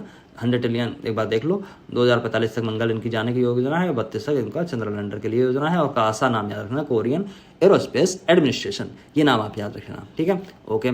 दूसरी बात है नूरी नाम जरूर याद रखना, क्योंकि पिछले वर्ष ये भयंकर चर्चा में आया था। नूरी, दक्षिण कोरिया ने नूरी नाम के रॉकेट का प्रक्षेपण के साथ ही स्वदेशी अंतरिक्ष प्रक्षेपण यान उपग्रह विकास प्रौद्योगिकी प्रवेश करने वाला दुनिया का 7वां देश बन गया है। ओके राइट, चलो आगे आओ। स्काई रूट एरोस्पेस द्वारा विक्रम रॉकेट के दूसरे चरण का सफल परीक्षण किया गया। आप जितने बार परीक्षण करेगा, मान लीजिए दूसरा अगर चरण है तो दूसरे चरण की बात आएगी, चौथा चरण आ गया तो चौथे चरण की बात आएगी। तो ऐसी चीज़ें लगातार होती रहेंगी, क्योंकि पहले चरण का हो गया। अच्छा, स्काई रूट एरोस्पेस की पिछली बार भी मैंने बात की थी, ये प्राइवेट कंपनी है, ठीक है, और ये लगातार ऐसे कुछ परीक्षण करती रहती है, ठीक है। तो विक्रम रॉकेट, इनका रॉकेट विक्रम है, ठीक है, याद कर लेना। आगे आगे बढ़ जाओ, इसमें देखता हूँ क्या क्या और है, ठीक है। दूसरे विक्रम, अपने इनका जो रॉकेट है विक्रम रॉकेट, उसके दूसरे चरण का 28 मार्च को इन्होंने सफल परीक्षण किया था, ठीक है। कहाँ से किया? तो वही एक ही जगह है आपके पास, श्रीहरिकोटा स्थित सतीश धवन अंतरिक्ष केंद्र से, ठीक है। इसमें 83 जो केजी इनका वेट का जो पेलोड था, 81 किलोमीटर ऊंचाई की कम दूरी पर वाली सब ऑर्बिट तक इनको ले जाया गया। और इसमें यही है, रॉकेट 2024 के अंत तक एक अन्य उपग्रह को निचली कक्षा में स्थापित करने के स्काई रूट एरोस्पेस की योजना है। निचली कक्षा में स्थापित करेगा, बहुत हैवी पेलोड अभी ले नहीं पा रहा, प्राइवेट कंपनी है, छोटी छोटी चीज़ें सीख रही है। आगे जाके हो सकता है कि जैसे फॉल्कन 9 है, ऐसा इनका कोई खतरनाक ये भी बना दें, क्या बड़ी बात है दुनिया में, ठीक है। तो विक्रम 1 रॉकेट के सफल परीक्षण स्काई रूट की सहायक सिद्ध होगा, ऐसी कुछ चीज़ें ऐसी लिखी हैं। हाँ, एक चीज़ और है, जी का पहला जो चरण था वो विक्रम साराभाई के नाम पे जहाँ पे किया गया, वहीं दूसरे चरण को एपीजे अब्दुल कलाम के नाम पर कलाम 250 नाम दिया गया था दूसरे चरण का। इतनी चीज़ें याद रखना। कलाम 250 कार्बन मिश्र उच्च शक्ति वाली मोटर है जो रॉकेट को, ठीक, दुनिया की पहली लकड़ी के सैटेलाइट तैयार कर दी। अच्छा, लकड़ी के सैटेलाइट क्यों तैयार कर दी? मतलब इतने महंगे महंगे जो कि आजकल मटेरियल खोजे जा रहे हैं, और यहाँ पे लकड़ी, उसका आप रीज़न समझिए। कुछ तो नई नई चीज़ें होती रहनी चाहिए। इसमें भी ये दुनिया कुछ ना कुछ करती रहे, जैसे मोम से उड़ा देगी, कभी लकड़ी का सैटेलाइट, कभी कागज़ का बना दे, बताओ पता ना चले, ठीक है, कभी गोबर का बना देगी। तो ऐसी सब चीज़ें चलती रहेंगी। लेकिन जो बेसिक बात है उसको समझिए। जो डिब्रीज, मैंने आपको शायद कभी बताया हो कि स्पेस पे इतने, जब खूब सारे सैटेलाइट हो रहे हैं ना, खूब सारे सैटेलाइट ऐसे ऐसे घूम रहे हैं, ऐसे ऐसे गोल गोल गोल गोल गोल गोल चक्कर काट रहे हैं। कभी लियो में होते हैं, कभी स्टेशनरी में होंगे, कभी और कहीं पे हो जाएंगे, ठीक है, ऊपर हो जाएंगे। तो बात है कि ये कचरा पैदा कर रहे हैं, ठीक है। एक टाइम के बाद में जब इनका टाइम पीरियड पूरा हो जाएगा, फिर भी ये घूमते रहेंगे, इनके पास और तो कुछ है नहीं, ठीक है। तो सिस्टम समझिए, घूमते रहेंगे या फिर ये नीचे आके गिरेंगे, या फिर एक दूसरे में लड़ेंगे, कभी तहलका कर देंगे, या फिर कई बार होगा, कभी मान लीजिए स्पेस वॉर हो गई, तो एक ने मिसाइल दाग दी तो दूसरे का उड़ा दिया, दूसरे ने दाग दी तीसरे का, तो बहुत ऐसे सब लड़ते रहेंगे, ठीक है। और कहीं ऐसा ना हो जाए किसी समय कि इतनी ज़्यादा मलबा हो जाए कि समस्या हो जाए। इसी मलबे को बचाने के लिए, इसी जो डिब्रीज, इसको डिब्री बोला जाता है, राइट, इसी डिब्रीज को बचाने के लिए ऐसा सिस्टम है कि लकड़ी का बना दो सैटेलाइट, और जब उसका टाइम पीरियड पूरा हो जाएगा, जब वो नीचे गिरेगा आके, तो जैसे ही वो आएगा आपके वायुमंडल में, तो वहाँ पे उसमें आग लगती है। जाहिर सी बात है, टेम्परेचर डिफरेंस के बाद में तुरंत आग लग जाती है। तो ये जब आग लगेगी तो लकड़ी का होगा तो तुरंत जल के मर जाएगा, ठीक है। तो इस तरीके से ऐसी कुछ कोशिश की गई है। जापान की नौटंकी है ये, थोड़ी सी देख लो। जापान की क्योटो यूनिवर्सिटी में लकड़ी को काटने वाले और सुमितोतो फॉरेस्ट्री ने मिलकर ऐसा बनाया है, ऐसा लिग्नोसेट नाम से इसको बनाया गया, ठीक है। बहुत बड़ा है नहीं है, 4 इंच की इसकी ऊंचाई, गहराई, और ये सारी चीज़ें ऐसी कुछ होंगी। इन सारी चीज़ों को आप देख लीजिए, कुछ ऐसी भी, मतलब ठीक है, मतलब कुछ मेरा तो ऐसे दिल नहीं कर रहा है इसको बहुत समझने का, ठीक है। तो बस आपको मन कर रहा हो तो लिग्नोसेट आप याद रख लेना, ठीक है। और क्योटो यूनिवर्सिटी को लकड़ी काटने वाली कंपनी सुमितोमो फॉरेस्ट्री के वैज्ञानिकों ने मिलकर इसको बनाया है। जापान का ये है, और इसको फॉल्कन 9 से ही स्पेसएक्स के रॉकेट से भेजा जाएगा, जो कि आई थिंक फॉल्कन 9 के साथ में 10-20 बंदे होंगे, उसी में कहीं लटका दिया जाएगा इसको, ये भी पहुंच जाएगा, ठीक है। जापान चंद्रमा पर सॉफ्ट लैंडिंग करने वाला दुनिया का 5वां देश बन गया। अच्छा, ये पता नहीं अब सेशन है ये सब, मतलब मुझे ऐसा लग रहा है कि आगे आने वाले समय में जो स्पेस को जो दौड़ लगी हुई है स्पेस के लिए, वो शिफ्ट हो गई है। अब आप देखेंगे कि वो दौर चला गया अमेरिकन्स का, मतलब है ऑफकोर्स, अभी है उनके पास में सामर्थ्य है, ताकत है, क्षमता है, पैसा है, टेक्नोलॉजी है, सब कुछ है, ठीक है। इनके पास में क्या है? तो इनके पास में बस, हमारे पास जैसे एक माँ थी, तो इनके पास में क्या है? हमारे पास में एक आपसी होड़ है, एक आपसी होड़ है, एक आपसे सर्वाइवल, मतलब अपने आप को ठीक से दिखाने की, अपने आप को ठीक से शोकेस करने की, हाँ हम भी कुछ हैं। ऐसी भी दुनिया में बाईपोलर के बाद में जब दुनिया बदल रही है तो उस चीज़ में हम भी शामिल हो रहे हैं। उसमें आप देखेंगे जापान भी है, चाइना भी है, इंडिया भी है, और आजकल तो देखिए अगर कूदा है, मान लीजिए अगर क्या बोलते हैं, अगर कोरिया कूदा है तो बहुत कायदे से कूदेगा, मुझे ऐसा विश्वास है, क्योंकि कोरियन जिस चीज़ पे जाते हैं उसमें छा जाते हैं, ठीक है, उन्होंने ऐसा किया है। अगर उन्होंने ऑटोमोबाइल सेक्टर पकड़ा तो जर्मन के बराबर अगर नहीं पहुंच पाए तो, लेकिन हालांकि उन्होंने बैंड बजा दी, ठीक है। दूसरा, अगर उन्होंने स्मार्टफोन और उसमें अगर गए हैं तो चाइना को अगर बीट नहीं कर पाए तो, लेकिन बैंड बजा दी है, ठीक है। तो ऐसी चीज़ें उन्होंने की हैं, तो हो सकता है मतलब ठीक ठाक काम करेंगे, मुझे ऐसा उम्मीद है। आगे आने वाले 10-20-25 साल में बहुत दुनिया बदल जाएगी, मतलब एक नाम होगा, ठीक है, ऐसा मेरा ऐसा मानना है, ठीक है। सॉफ्ट लैंडिंग, बस इसमें घटना यही है, जापान दुनिया पर सॉफ्ट लैंडिंग करने वाला दुनिया का 5वां देश बन गया, ठीक है, सॉफ्ट लैंडिंग की, ठीक है। अच्छा, जापान का चंद्रयान था मून स्नाइपर, कहाँ चला गया है, तिरछा क्यों चल रहा है ये, मून स्नाइपर 19, राइट, 2024 को देर रात चंद्रमा पर सफलतापूर्वक उतर गया। और इसमें क्या हुआ, जापान ने चंद्रमा पर सॉफ्ट लैंडिंग करने वाला 5वां देश बन गया। याद रखना है इस चीज़ को, 5वां देश बन गया, ठीक है, 5वां, ठीक है, ओके। अच्छा, small lander for investigation moon, slim, इसको नाम दिएगा स्लिम, इसका फुल फॉर्म ये रखा हुआ है, ठीक है। सटीक तकनीक का उपयोग करते हुए चंद्र भूमध्य रेखा के दक्षिण में शिओली क्रेटर, शिओली जैसे अभी हम लोगों ने क्या देखा था, शायद एटलस देखा था, क्या एटलस देखा था ना, एटलस क्रेटर, ठीक है, ओके। ये है शिओली क्रेटर, ठीक, याद रखना, शिओली क्रेटर के पास उतरा। इसमें किसी भी पिछले मिशन की तुलना में लक्ष्य जो है, लक्ष्य स्थल पर निकट उतरने वाली की अनुमति दी है, कुछ नहीं है। जो स्नाइपर लैंडर का वजन है 200 किलोग्राम, इसकी लंबाई चौड़ाई ये सब लिखी हुई है, 2.4 और 2.7 मीटर के आसपास लंबाई ये है, ठीक है, याद रखना इसको, ठीक। और जो स्लिम है, प्राथमिक लक्ष्य कि 100 मीटर की अभूतपूर्व लैंडिंग की सटीकता हासिल करना था, जो पिछले मिशनों में एक महत्वपूर्ण सुधार था, ठीक है, इसमें दुनिया बात है। जापान ने 6 दिसंबर 23 को मित्सुबिशी रॉकेट से मून स्नाइपर को चांद के लिए रवाना किया था, जो 25 दिसंबर 2023 को चांद पे ऑर्बिट में पहुंचा था, ठीक है। इसकी सभी ऐसी कुछ बातें रखी हैं, ठीक है, आपको मतलब बेसिक चीज़ें जो हैं आपको ये समझ में आ गई है कि चल क्या रहा है, ठीक है। इसरो द्वारा पहली बार स्पेसएक्स के रॉकेट से GSAT-20 का प्रक्षेपण की तैयारी, ओके। अभी ये हो पाया है या नहीं हो पाया है, मैंने इसको क्रॉस चेक नहीं किया कि अभी हुआ है या नहीं हुआ, अगर नहीं हुआ होगा तो हो जाएगा, ठीक है। अगस्त के आसपास ऐसी कुछ चीज़ें होनी थी, जब जनवरी में इसकी ऐसी घोषणा की गई थी। अच्छा, बात यहाँ पे हो रही है GSAT-20 की। एक चीज़ और भी आप पता करें, आपको जानकारी हो, GSAT जो 24 था उसको तो पहले लॉन्च कर दिया गया, ये बाद में लॉन्च हो रहा है, ठीक है, एक बात। अच्छा, कुछ जैसे चीज़ जो मैंने पहले आपको बताई थी, कहाँ पे लिखा हुआ है, इधर कहीं मिल जाए तो बेहतर है, नहीं मिलेगा क्या, ओके, मिल गया। GSAT-20 जिसकी बात हो रही है स्पेसएक्स के फॉल्कन 9 से लॉन्च करने की बात। इसका देखिए पेलोड पे आप नजर डालिए एक बार, तब समझ में आएगा आपको। 4700 किलोग्राम इसका पेलोड है, ठीक है। इससे ज़्यादा पेलोड इंडिया के पास में हैवी पेलोड, इससे ज़्यादा पेलोड भेजने के लिए रॉकेट हमारे पास ऑलरेडी मौजूद है, ठीक है, उसकी कोई खास बात नहीं है, ठीक है। बात यह है कि ये कई बार सैटेलाइट इतना महंगा होता है कि रिस्क हमने ये नहीं ले सकते फेल होने का, ठीक है, तो बहुत पैसे का नुकसान होता है।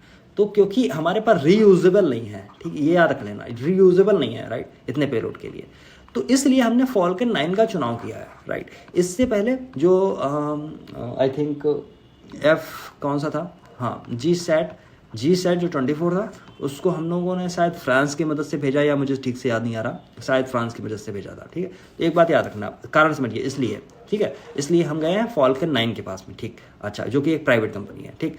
GSAT-N2 इसका जो नया नवीनीकरण नाम है, इसमें लिखा है, नाम से भी जाना जाता है, ऐसा नहीं है, नवीनीकरण वाला इसका जो नाम है GSAT-N2 है।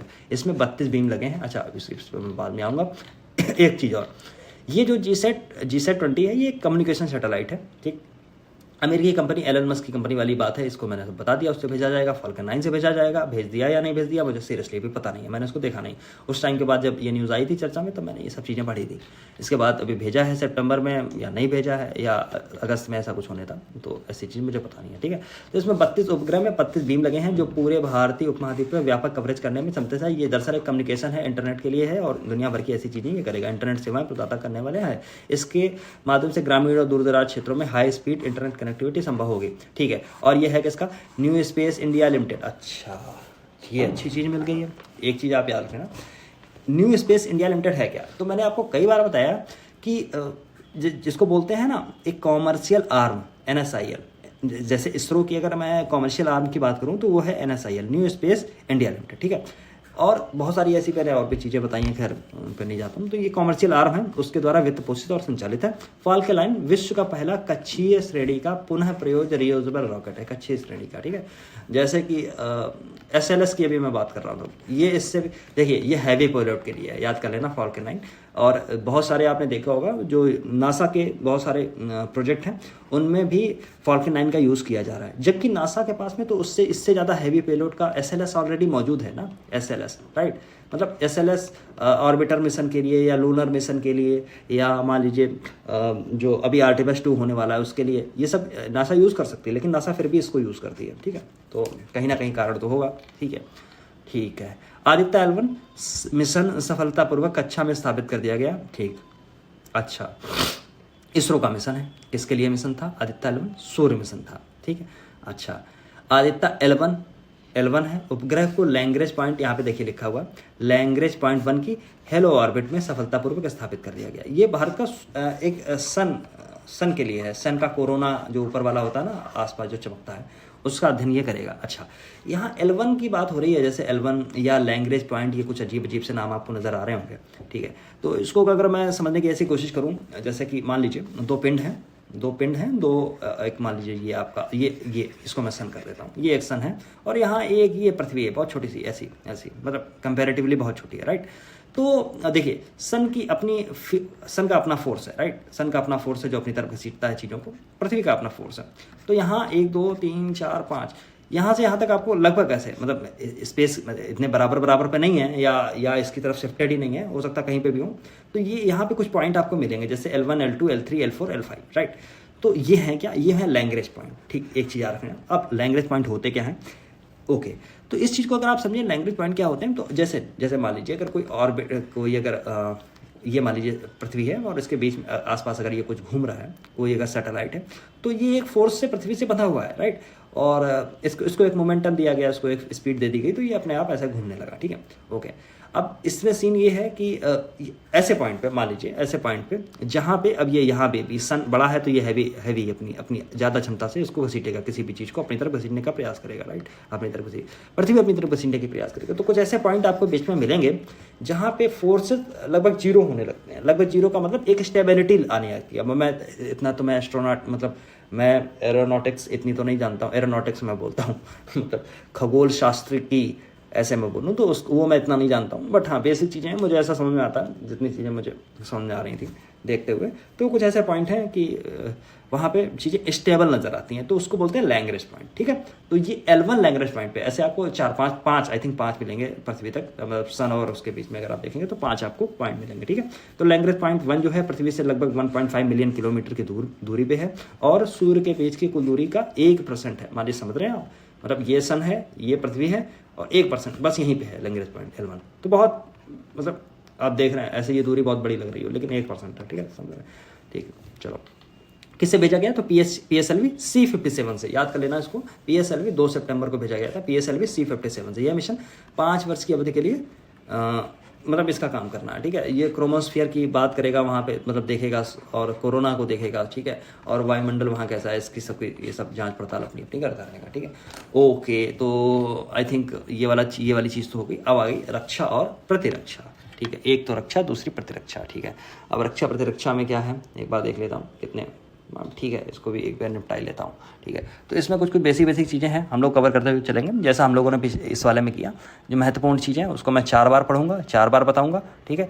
लेकिन जो बहुत महत्वपूर्ण अगर चीज़ नहीं है तो उसको मैं मतलब थोड़ा सा शॉर्ट करने की कोशिश करूँगा। फिर भी मैं बहुत बढ़ा के बहुत चीज़ें बताता हूँ, बहुत इत्मीनान से मैं बताता हूँ सारी चीज़ें, ठीक है। चलो, अब हम लोग आ गए हैं रक्षा प्रतिरक्षा पे। पहला टॉपिक है हमारा, DRDO द्वारा रुद्रम सेकेंड मिसाइल का सफल परीक्षण किया गया। एक सेकंड मैं एक बार क्रॉस चेक कर लेता हूँ, क्या सब कुछ जो मैं कर रहा हूँ ठीक चल रहा है, right, okay, everything is right, okay. तो ये एक टॉपिक है, इसको हम लोग जरा ठीक से देखेंगे। और कहाँ गया,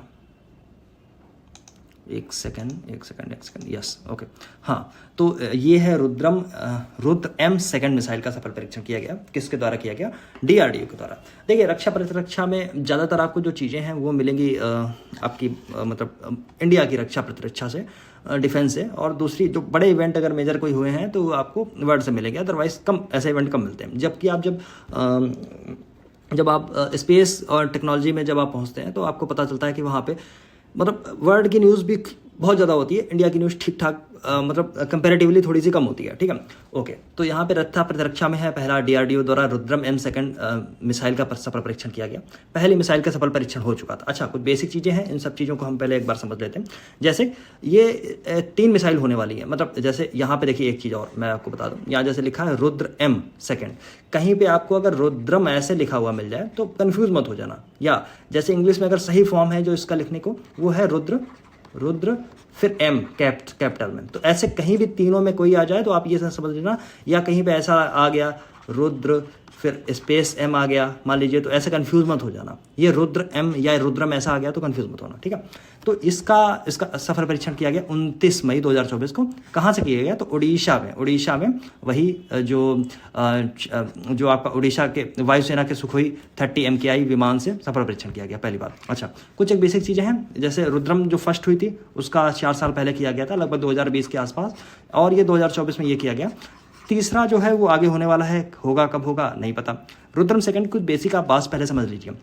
जैसे ये एक एयर टू सरफेस मिसाइल है, मतलब ऊपर हवा से ज़मीन में मारी जाएगी, ठीक है, एक बात। दूसरी बात है इसकी जो क्षमता है, मतलब जो 50 से लेके लगभग आपको 300 किलोमीटर के आसपास की रेंज मिलती है, ठीक। दूसरी बात है ये सेल्फ गाइडेड है, मतलब अपनी तरफ से अगर इसे लॉक करके, जैसे नहीं आपने मूवीज़ में देखा होगा कि लॉक कर दी मिसाइल और वो एयरक्राफ्ट के या किसी हवाई जहाज के ऐसे पीछे पहाड़ियों के पीछे चले ऐसे चल रही है, ठीक है। आपने बहुत सारी जेम्स बॉन्ड और दुनिया भर की मूवीज़ में ऐसा देखी होंगी ये सारी चीज़ें। अच्छा, एक जो घनघोर इंपॉर्टेंट वाली बात है, इसकी स्पीड जो इसमें लिखी गई है नहीं है, इसकी स्पीड है 5.5 मैक के आसपास, नहीं मतलब ठीक ठाक बहुत। एक तरीके से मैं अगर बात करूं तो ये सुपरसोनिक की श्रेणी में आ जाती है, क्योंकि ये सारी चीज़ें मैं शायद बता चुका हूँ, सोनिक सबसोनिक, लेकिन फिर भी एक बार मैं रिपीट कर देता हूँ। सबसोनिक है 1 मैक से कम। मैक क्या होता है? जिस स्पीड से साउंड आपका ट्रैवल करता है वो होता है मैक नंबर, राइट, तो वो होता है 1 मैक नंबर। अगर एक उससे कम है स्पीड तो सबसोनिक है, अगर उसके बराबर है तो सोनिक है, अगर उससे बड़ी है स्पीड 1 मैक से तो सुपरसोनिक है, और हाइपरसोनिक होती है जब 5 मैक से बड़ी होती है। कई जगह ये 5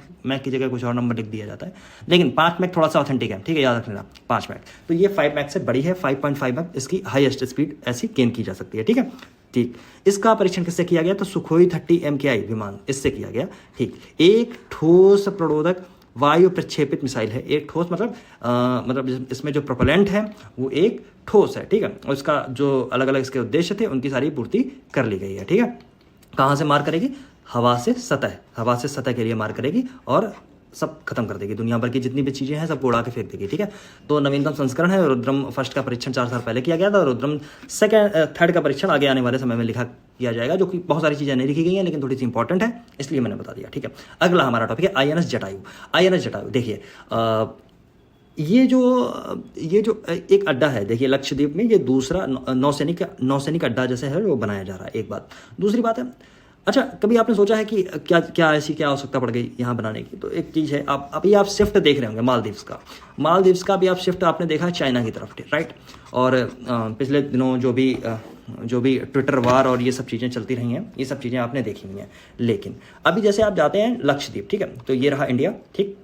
यहाँ आपको लक्षद्वीप के आइलैंड्स मिलेंगे और यहीं पे आपको नीचे ऐसे करके आपको मिलेगा मालदीव्स। तो मालदीव्स और लक्षद्वीप की बहुत ज़्यादा दूरी नहीं है, लेकिन मालदीव्स का जब झुकाव चाइना की तरफ जो बढ़ रहा है तो हो सकता है आगे आने वाले समय में चाइना अपना अड्डा, नौसैनिक अड्डा या ऐसा कुछ ऐसा बना ले जो इंडिया के लिए बहुत बहुत घातक सिद्ध होगा, मतलब बहुत गंदा सिद्ध होगा। बहुत पास है मालदीव्स, ठीक है। तो इसलिए हम लोग पहले से ही अपनी प्रिपरेशन यहाँ पे जमा के बैठे हुए हैं, ठीक है। एक जो पहला अड्डा था वो करावती में हम लोग बना चुके थे। अब ये जो दूसरा है INS जटायु जो बनाया गया है, इसको बनाया गया है कहाँ पे? अरे यार कौन सा नाम है वो, मुझे तो नाम नहीं याद आ रहा, ठीक है, मिनिकाय द्वीप में, ठीक है। मिनिकाय द्वीप के ऊपर आईएनएस जटायु बनाया गया, ठीक। करावती पहले से ही एग्जिस्ट करता है वहाँ पे, आईएनएस द्वीप रक्षक पहले वहाँ से कार्यरत है। तो ये अगर लक्षद्वीप में आप देखेंगे तो दूसरा नौसैनिक अड्डा होगा इंडिया का, ठीक। अच्छा, जब आप देखते हैं मालदीव्स, आप ज्योग्राफी के अंडर आपने पढ़ा है, ये रहा मालदीव्स। और मालदीव्स और जो लक्षद्वीप है और इसका जो सबसे आखिरी में ये आपको मिनिकाय द्वीप जो यहाँ पे लिखा हुआ है, जिसके ऊपर ये अड्डा बनाया जा रहा है, वाह, उसके बीच में एक चैनल यहाँ से जाता है। उस चैनल का नाम क्या है? 8 डिग्री चैनल, ठीक है। लक्षद्वीप, मिनिकाय और लक्षद्वीप के बीच में एक आपको चैनल मिलेगा जो है 9 डिग्री चैनल, ठीक है। ये सब चीज़ें आपको पता है। जैसे कि अंडमान एंड निकोबार के बीच में आपको 10 डिग्री चैनल आपको देखने को मिलता है, जो एक्चुअली अगर मैं बात करूँ तो लिटिल अंडमान और कार निकोबार के बीच में, ठीक है। ओके, खैर ये सारी चीज़ें हो गई हैं। तो बेसिक चीज़ें यही है। अब आपको याद रह जाएगा, करावती के बाद में अगर ये मिनिकाय आ गया या जटायु आ गया तो आप भूलेंगे नहीं, ठीक है, क्योंकि मैंने इसको इंटर रिलेट करा दिया चाइना और इससे, ठीक है। ओके, कब किया गया? 6 मार्च को किया गया। और कौन कौन शामिल था ये सब कोई बहुत महत्वपूर्ण नहीं है। कहाँ पे किया गया? मिनिकाय द्वीप, इसको याद रखना, इसको बोल्ड कर लेना ऐसे, ठीक है। INS Jatayu, right. आगे वाली चीज़ें देखते हैं। स्वदेशी एंटी टैंक मिसाइल का सफल परीक्षण किया गया। स्वदेशी है मतलब खुद हमने बनाई है, एंटी टैंक है मतलब टैंक को उड़ाने के लिए ये बनाई गई है। सफल परीक्षण किया गया मतलब ये जो हमने जो अपने प्रिंसिपल मतलब जो ऑब्जेक्टिव्स हमने अपने सेट कर रखे थे उसको हमने अचीव कर लिया, राइट। भारतीय थल सेना द्वारा राजस्थान के पोखरण फायरिंग रेंज में स्वदेशी रूप से विकसित है। Design man portable anti tank guided missile है। मैन पोर्टेबल मतलब इंसान जो है उससे ये उसके तहत ये पोर्टेबल होगी, मतलब बहुत ईजिली एक इंसान भी इसको आराम से फायर कर सकता है, ठीक है। तो इसका पूरा ये जो नाम है, इस नाम को याद रखना, एमपैट जीएम,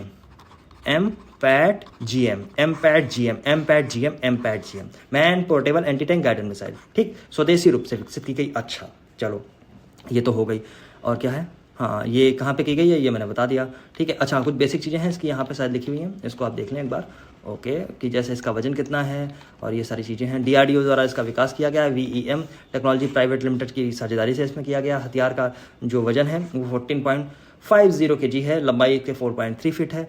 हाँ, मारक क्षमता इसके 200 मीटर से लेकर 2.5 किलोमीटर के आसपास है। जैसे आपने देखा होगा ना, एक कंधे के ऊपर रख लेता है या ऐसे ट्राइपॉड टाइप का होता है, उसके ऊपर ये मिसाइल ऐसे रख ली जाती है, ठीक है। और ऐसे पीछे से एक इंसान लोड करता है और मार देता है, ऐसे धम से चली जाती है, ऐसे उड़ते हुए गिरती जाके, ठीक है। तो ये उस तरीके की है। वजन हल्का है, 14.5 किलो के आसपास में। 4.3 फीट के आसपास में की लंबाई है, बहुत ज़्यादा नहीं है। रेंज आप देखते हैं कि 200 मीटर से लेकर लगभग 2.5 किलोमीटर तक, यानी मैन पोर्टेबल है। मैन पोर्टेबल इतनी ही होती है, मैन पोर्टेबल बहुत हैवी नहीं होती है, ठीक है, राइट। अगले पॉइंट पे आते हैं। सुपरसोनिक मिसाइल स्मार्ट का सफल परीक्षण। इंपॉर्टेंट है थोड़ा सा। क्यों इंपॉर्टेंट, अभी मैं बताता हूँ। एक तो देखिए यहाँ पे लिखा हुआ सुपरसोनिक, 1 मैच से ज़्यादा की स्पीड होगी, जाहिर सी बात है। स्मार्ट का सफल परीक्षण किया गया, ठीक।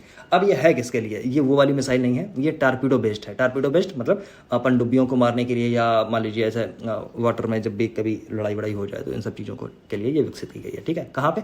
एपीजे अब्दुल कलाम द्वीप, जिसे व्हीलर द्वीप के नाम से जानते हैं। तो सुपरसोनिक मिसाइल है। Assistant release of torpedo smart, मतलब जिसको स्मार्ट नाम दिया गया है। Supersonic missile assistant release of torpedo, ठीक है, याद रखना, इसकी सफलतापूर्वक किया गया। अच्छा, एक चीज़ और है, स्मार्ट जो है वो अगली पीढ़ी की मिसाइल आधारित हल्के वजन वाले टारपीडो डिलीवरी है। इसीलिए इसको आप देखेंगे कि आपकी सुपरसोनिक जो स्पीड है, यहाँ पे देखिए लिखा है सुपरसोनिक स्पीड है, उसको इसने प्राप्त कर लिया है, ठीक है। तो ये ऐसी कुछ चीज़ें हैं, बस इसमें हल्की है और ये सब चीज़ें हैं। कितने कनस्तर हैं, ये सब चीज़ें आपसे पूछी जाती नहीं है।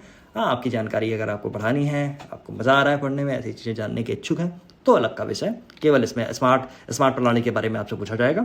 उसमें अलग अलग चीज़ें आएंगी, नेवी आएगी और दुनिया भर की और चीज़ें आएंगी, थल सेना आएगी और ये सब चीज़ें आएंगी। लेकिन इसको याद रखें ना, ये टारपीडो बेस्ड है, ठीक है। टारपीडो क्या होते हैं ना, नीचे पानी के नीचे जाते हैं और उड़ा के रख देते हैं, ठीक है। इसको सोनार सिस्टम का यहाँ पे उपयोग किया जाता है। चलो आगे बढ़ते हैं। ये है फिर हमारा अगला पॉइंट है, भारत के पहले स्वदेशी बम वर्षक UAV विमान FWB-200B का अनावरण। महत्वपूर्ण इसलिए है, भारत का पहला स्वदेशी बम वर्षक UAV है, यानी अनमैन्ड। देखिए UAV का मतलब अनमैन्ड एरियल व्हीकल। यहाँ पे आदमी नहीं बैठा होगा, कोई इंसान नहीं बैठा होगा, कोई महिला नहीं बैठी होगी, और ये जाएगा अपना काम करके चलाएगा, रिमोट गाइडेड होगा, राइट, पूरी तरीके से, ठीक है। और कई बार क्या होता है ना कि इसमें बम लगा देंगे या छोटी सी मिसाइल लगा दी मान लीजिए, या मान लीजिए नेविगेशन के लिए केवल यूज़ कर लिया, मतलब अच्छे किस्म के इसमें कैमरे लगे हुए, इंफ्रारेड और दुनिया भर के, ठीक है। तो युद्ध में क्या क्या हो रहा है ये सब चीज़ें जानने के लिए ऐसा उपयोग में किया जाता है। नाम याद रखना, FWB-200B। अच्छा, इंपॉर्टेंट क्या है, क्योंकि इसका जो भारत में जो कंपैरिजन किया गया वो प्रेडेटर के साथ में कर दिया गया। अब प्रेडेटर क्या है, जनवरी 2024 अभी रिसेंट में ही एक डील होने वाली थी, अभी पता नहीं होनी थी या नहीं हुई है, अभी अच्छी तरीके से क्या हुआ है उसका मुझे पता नहीं है। 31 प्रेडेटर खरीद रहे थे। प्रेडेटर देखिए, इंडिया ज़्यादातर अब ड्रोन जो है वो परचेज हो रहा है यूएसए से परचेज कर रहा है ड्रोन, ठीक। तो उसमें 31 प्रेडेटर ड्रोन की परचेज होने वाली थी, और प्रेडेटर जो उसका सही नाम है वो आपको मिलेगा MQ-9B। कई बार इसको प्रेडेटर ड्रोन भी लिखा गया है, कई बार हिंट मतलब क्या बोलते हैं, हंटर किलर ड्रोन, ये भी लिखा गया है, ठीक है। इससे इसका कंपैरिजन कर दिया गया, लेकिन मुझे नहीं लगता कि कंपैरिजन सही होगा, क्योंकि ये वाला जो है FWB, हम बहुत शुरुआती चरण में है, FWD-200B, ये मात्र 100 kg का पेलोड ले सकता है। लेकिन ये वाला जो है, जो इंडिया की अगर डील हो गई यूएसए के साथ में, 31 जो हमें मिलेंगे, ठीक है, $3.99 बिलियन के आसपास की डील है, अच्छी खासी डील है, ठीक है। अगर ये हमको मिल गए तो ये इसका वेट जो पेलोड की कैपेसिटी है, वेट जो लेने की कैपेसिटी है वो बहुत अच्छी है, रेंज बहुत अच्छी है, टाइम बहुत मतलब बहुत तेज़ भी है, मतलब ज़मीन आसमान का अंतर है, ठीक। लेकिन फिर भी है, इंडिया का पहला है, इसलिए अच्छी बात है। खैर, अनावरण बेंगलुरु में इसका किया गया, और ये जो है सटीक हवाई हमले के लिए मिसाइल जैसे हथियारों से युक्त है, ठीक।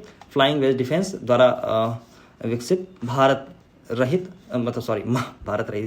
मानव रहित विमान है, सैन ग्रेड बम वर्षक है। इसमें बहुत सारे बम लगा देंगे, जहाँ जाएगा मार के चला आएगा, उड़ा के, ठीक है। ऐसे कई बार यूज़, ये तो देखिए दाग के चला आएगा। कई बार क्या होता है कि अनमैन्ड एरियल व्हीकल टाइप का जो होता है, उसमें खुद में एक सेल्फ डिस्ट्रॉयर टाइप के होते हैं, उसमें खुद बम लगा होता है, वो खुद जाके घुस जाएगा जाके, ठीक है। मान लीजिए कहीं पे अगर आतंकवादी 15, 20, 25 छुपे हैं और कार्यक्रम चल रहा है, मतलब मान लीजिए 3 घंटे से या मतलब 3-4 दिन से कार्यक्रम चल रहा है और हताहत बहुत सारे लोग हो चुके हैं, तो ये उनको उस जगह पे यूज़ कर लिया जाता है। उनको जाओ और जाके बिल्डिंग में लड़ा दो, जाके काम खत्म, समझे।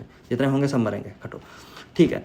तो इसकी 25 करोड़ रुपए की कीमत है, लेकिन आप देखेंगे कि वो, आप देखिए, बहुत सस्ता है, ठीक है, ठीक, 10 गुना सस्ता है। किससे? प्रेडेटर से, प्रेडेटर ड्रोन से, ठीक है। प्रेडेटर ड्रोन कौन सा है, मैंने अभी आपको बताया, MQ-9B, जिसको प्रेडेटर बोलते हैं। 31 खरीदे जाने वाले हैं, और जिसको कई बार हंटर किलर ड्रोन भी बोला जाता है। 100 किलोग्राम की पेलोड की क्षमता है इसकी, और 370 किलोमीटर पर घंटे की, मतलब 200 नॉटिकल मील जो है पर घंटे की इसकी रफ्तार है, ठीक है। बाकी ये सब चीज़ें लिखी हुई हैं, इनको ऐसे सब इसके स्पेसिफिकेशन बहुत रटने की जरूरत नहीं है।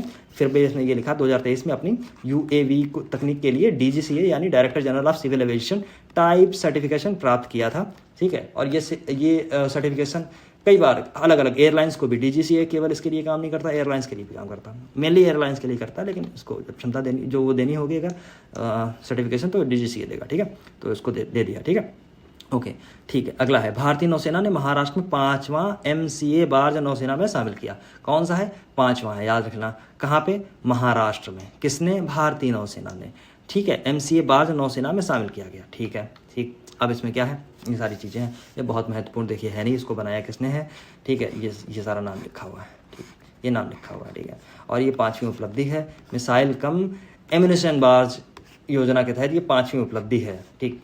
इसमें मैं क्या ही बताऊं, ये कोई बहुत इतना महत्वपूर्ण नहीं है। कुछ चीज़ें जैसे लिखी हुई हैं, ठीक है। जैसे लिखा है LSAM-13 भारतीय नौसेना के परिचालन क्षमताओं को बढ़ाने के लिए महत्वपूर्ण भूमिका निभाएगा। जेटी और बाहरी जो बंदरगाह दोनों में भारतीय नौसेना के जहाज़ों की आवश्यक वस्तुओं और गोला बारूद निर्माण बढ़ाने के लिए सुविधा प्रदान करेगा। ऐसी कुछ चीज़ें हैं, ठीक है।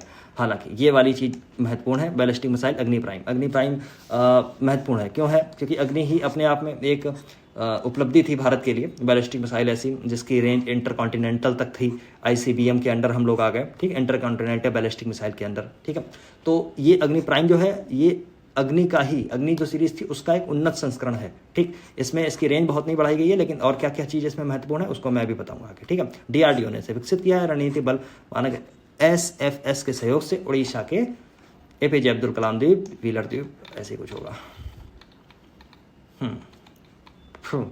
नई पीढ़ी की बैलिस्टिक मिसाइल अग्नि प्राइम, ठीक है। अग्नि प्राइम का सफल परीक्षण किया गया, ठीक है। ठीक, प्राइम दोहरी नेविगेशन मार्गदर्शन यानी गाइडेड है के साथ 2 चरणों वाली कनस्त्रीकृत ठोस प्रणोदक मिसाइल है, ठीक। 2 चरण में होगा कनस्त्रीकृत यानी प्रोपेलेंट, इसमें 2 तरीके के होंगे, मतलब 2 कनस्तर में होंगे और ठोस होंगे। अग्नि प्राइम आधुनिक घातक सटीक मीडियम रेंज, हाई रेंज की नहीं है, मीडियम रेंज परमाणु बैलिस्टिक मिसाइल है, ठीक है। परमाणु ले जाएगी, उड़ा के रख देगी। बैलिस्टिक है, बैलिस्टिक ऐसे चलती है, ठीक, ऐसे, ठीक। ऐसे चलती है। और जो और भी होती हैं कई सारी, वो ऐसे चलती हैं, जैसे ऐसे होती हैं, कई बार ऐसे मुड़ जाएंगी, ऐसे ऐसे चलने लगेंगी, या ऐसे चलेंगी फिर उसको ऐसे। तो उसमें एक थ्रस्टर टाइप के लगे होते हैं, जिसको जिधर चाहो उधर मिला दो। बैलिस्टिक होती है, ऐसे करके ऐसे चलेगी, ठीक है। सतह से सतह मार करने वाली क्षमता कितनी है? 1000 से 2000 किलोमीटर के मध्य है, और मिसाइल ने सभी मानकों को पूरा कर लिया। ये प्रोग्राम कौन सा था? तो IGMDP, ठीक है, इंटीग्रेटेड मिसाइल डेवलपमेंट प्रोग्राम। इसको जरा मन हो तो देखना, बस इंपॉर्टेंट नहीं है, जाओ आपके एग्जाम के पॉइंट ऑफ व्यू के लिए, प्रीलिम्स के पॉइंट ऑफ व्यू के इंपॉर्टेंट नहीं है, ठीक है। तो विकसित किया गया था, ठीक है, स्ट्रेटजिक फॉर्मेट, और इसमें दुनिया भर की चीज़ें, लंबाई इतनी है, ये सारी चीज़ें हैं, ठीक है। आगे बढ़ जाइए। स्वदेशी आत्मघाती ड्रोन है नागास्त्र 1, स्वदेशी आत्मघाती। अब देखिए जो चीज़ें मैंने बताई ना सेल्फ डिस्ट्रॉयड वाली, सेम वही चीज़ है, ठीक। भारतीय सेना ने स्वदेशी आत्मघाती मतलब ये खुद मर जाएगा, समझ रहे हो। कुछ लोग होते हैं ना कि मतलब मर जाएंगे लेकिन मार देंगे, राइट, वैसे वाले।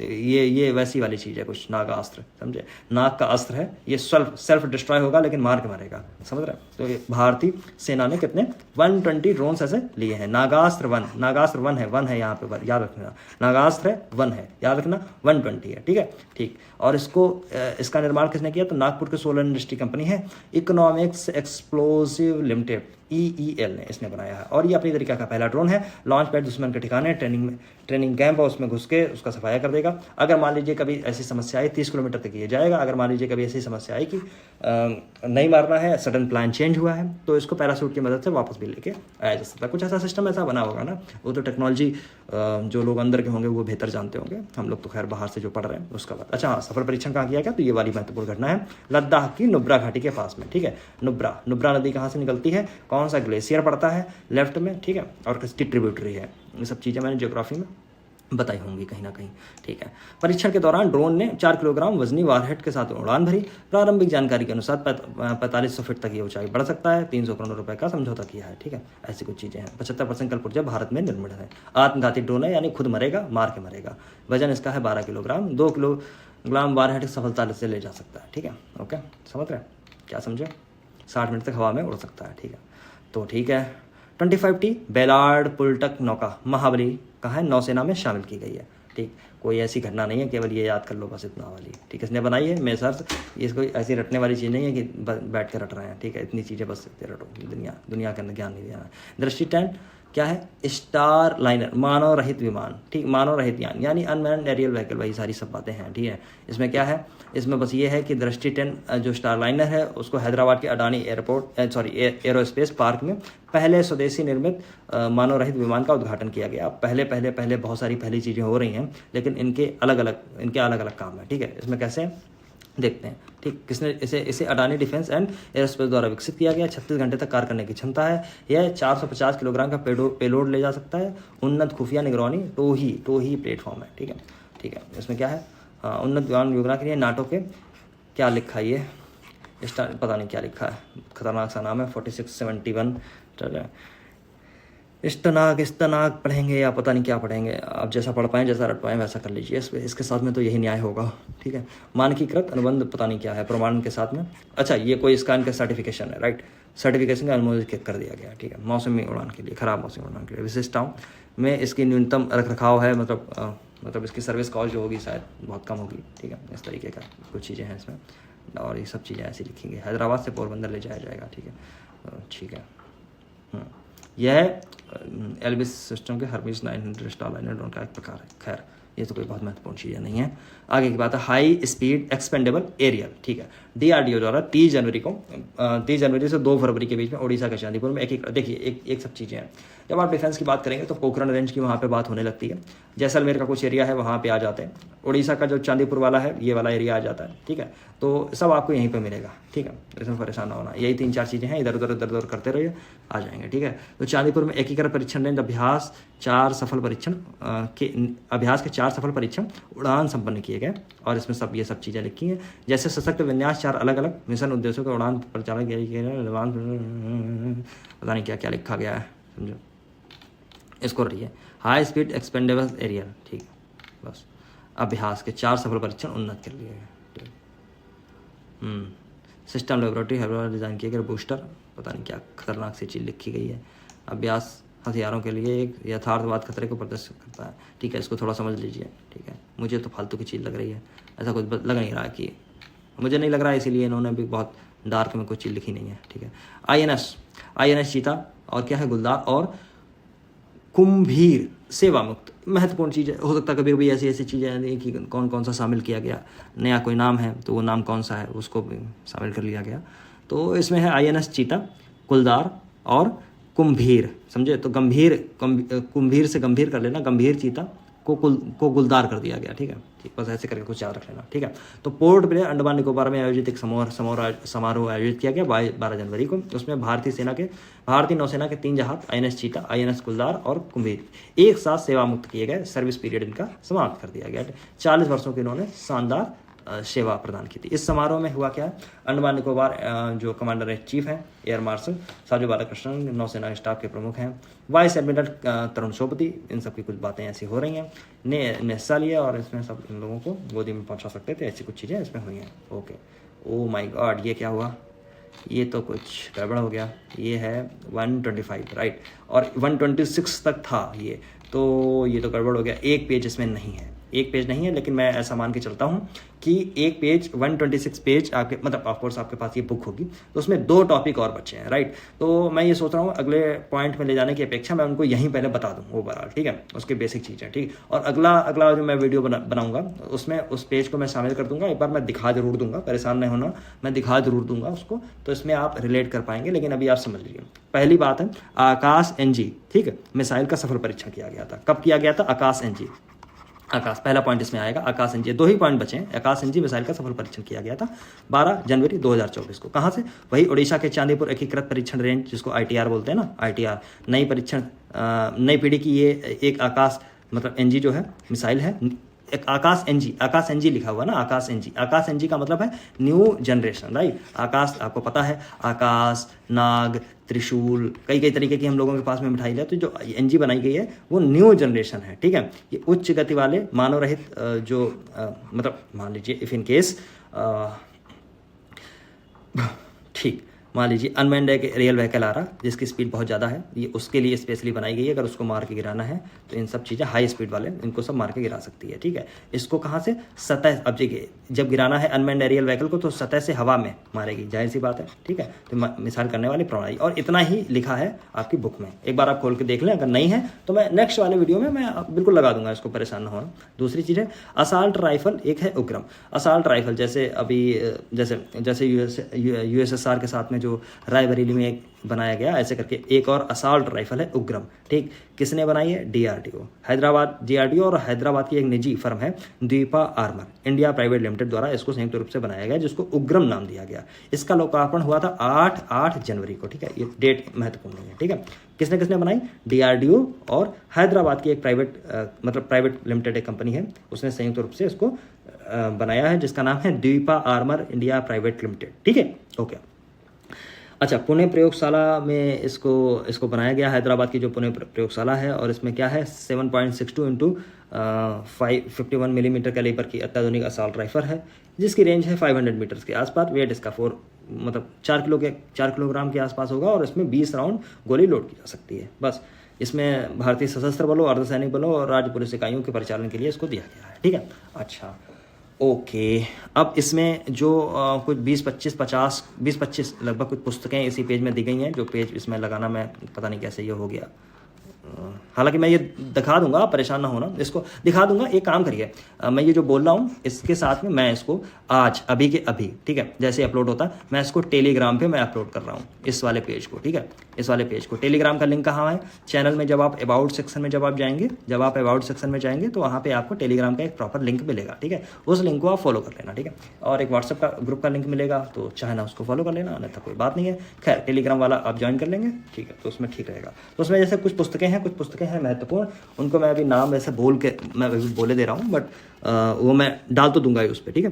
तो और मैं उस पर भी डाल दूंगा, और मैं नेक्स्ट जो वीडियो में जो अपलोड करने वाला हूँ उस पर भी मैं ये डाल दूंगा, ठीक है। तो यहाँ पर कुछ महत्वपूर्ण नाम जो होते हैं उनसे ज़्यादातर बुक्स पूछी जाती हैं, जैसे डॉक्टर एस जयशंकर हैं, उनकी एक किताब है why Bharat matters, why India matters, right, पूछी जा सकती है। MJ अकबर एक बड़ा नाम है, उनकी एक बुक है, और बड़ी शख्सियत पर बुक है। बुक का नाम है Gandhi alive in the 3 campaigns, right.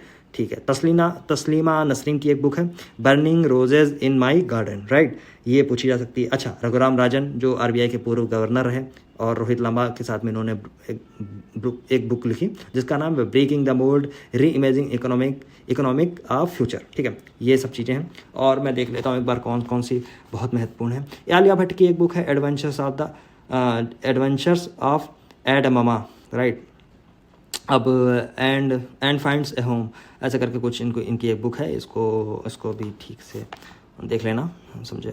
अच्छा ठीक है, एक मंत्री साहब हैं मनसुख मंडाविया साहब, ज़्यादातर चर्चा में ही रहते हैं, इनकी एक बुक है फर्टिलाइजिंग द फ्यूचर, ठीक है। उर्वरक मंत्री हैं क्योंकि इसलिए फर्टिलाइजिंग द फ्यूचर आप याद रखेंगे। Bharat march towards fertilising self efficiency, right, ये इनकी एक बुक है, ठीक है। और विदु विनोद चोपड़ा की एक बुक है unscripted conversations of the life and cinema, ऐसे समथिंग। एक अंकल खन्ना की एक बुक आ गई है वेलकम टू पैराडाइज, ऐसे करके कुछ बुक है, राइट, ओके। कुछ एक नाम है जैसे महत्वपूर्ण नाम है नमिता गोखले का, पिछले दिनों भी वो बहुत चर्चा में रही हैं और बहुत बड़ी लेखिका है, राइट। तो नेवर लैंड इनकी एक बुक है, नेवर लैंड, इन्होंने एक बुक लिखी है, राइट। और मैं जो पढ़ पा रहा हूँ इंद्राणी मुखर्जी रस अनब्रोकन, ओके। इंद्राणी मुखर्जी वही हैं, एक नेटफ्लिक्स पे एक सीरीज़ आई थी, बहुत अभी शानदार सीरीज़ थी और मतलब ऐसा कहा जाता है कि 4-5 घर के 5-6 लोगों की हत्या में इंद्राणी मुखर्जी शामिल थी। अभी ट्रायल केस में था उनके ऊपर, अभी शायद वो बरी नहीं हुई हैं, लेकिन क्योंकि अब वो जमानत पे बाहर हैं इसलिए उन्होंने एक बुक लिखी है। और ये कहानी थी कि बहुत एक गरीब महिला थी, उसने कैसे अपनी होशियारी और लोगों की हत्या करके आगे बढ़ी और मीडिया में बहुत बड़ा नाम बनी। ऐसी, हालांकि अभी कोई आरोप उन पर तय नहीं किए गए हैं, तय हुए नहीं हैं, लेकिन केस ऐसा था, उस पर एक नेटफ्लिक्स पर सीरीज बनी इंद्राणी मुखर्जी, राइट, याद रखना। इनकी एक बुक है अनब्रोकन, ठीक, याद रखना। रस्किन बॉन्ड हर साल एक ना कुछ लगातार बुक लिखते रहते हैं। रस्किन बॉन्ड की एक बुक है hold on to your dreams, a letter to young friends, ऐसे करके कुछ है, ठीक। एक और बुक है रस्किन बॉन्ड की हाउ टू बी हैप्पी, ठीक। बिल गेट्स की एक आत्मकथा है और ये बहुत महत्वपूर्ण है, एग्जाम में आ सकती है। सोर्स कोड माई बिगनिंग्स, ये इनकी आत्मकथा है, आ सकती है, ठीक है।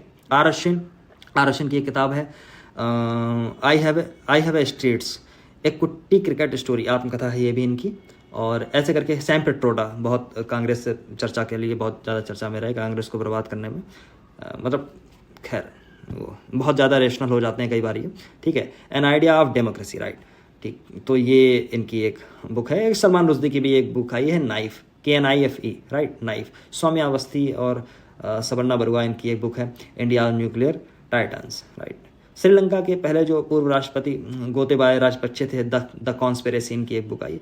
और मुझे तो लगभग जितने महत्वपूर्ण नाम थे लगभग मुझे लग रहे थे वो सब चीज़ें। हाँ, एक नाम नौसेना प्रमुख, भारतीय सेना के पहले इससे पूर्व के जो प्रमुख थे जिनका नाम था MM नरवणे, उनकी एक बुक है 4 स्टार्ट ऑफ डेस्टिनी, राइट। तो ये सारी चीज़ें मैं ख़त्म कर दूँ। ये वाला जो पेज है ये मैं अपडेट अभी कर दूंगा, जस्ट मैं अपडेट कर ही दूंगा अभी जैसे ये अपलोड होगा, और ठीक है। और टेलीग्राम पे आप जाके देख सकते हैं, टेलीग्राम पे बहुत सारी चीज़ें भी मैं अपडेट करता रहता हूँ, कुछ महत्वपूर्ण चीज़ें होती हैं, ठीक है।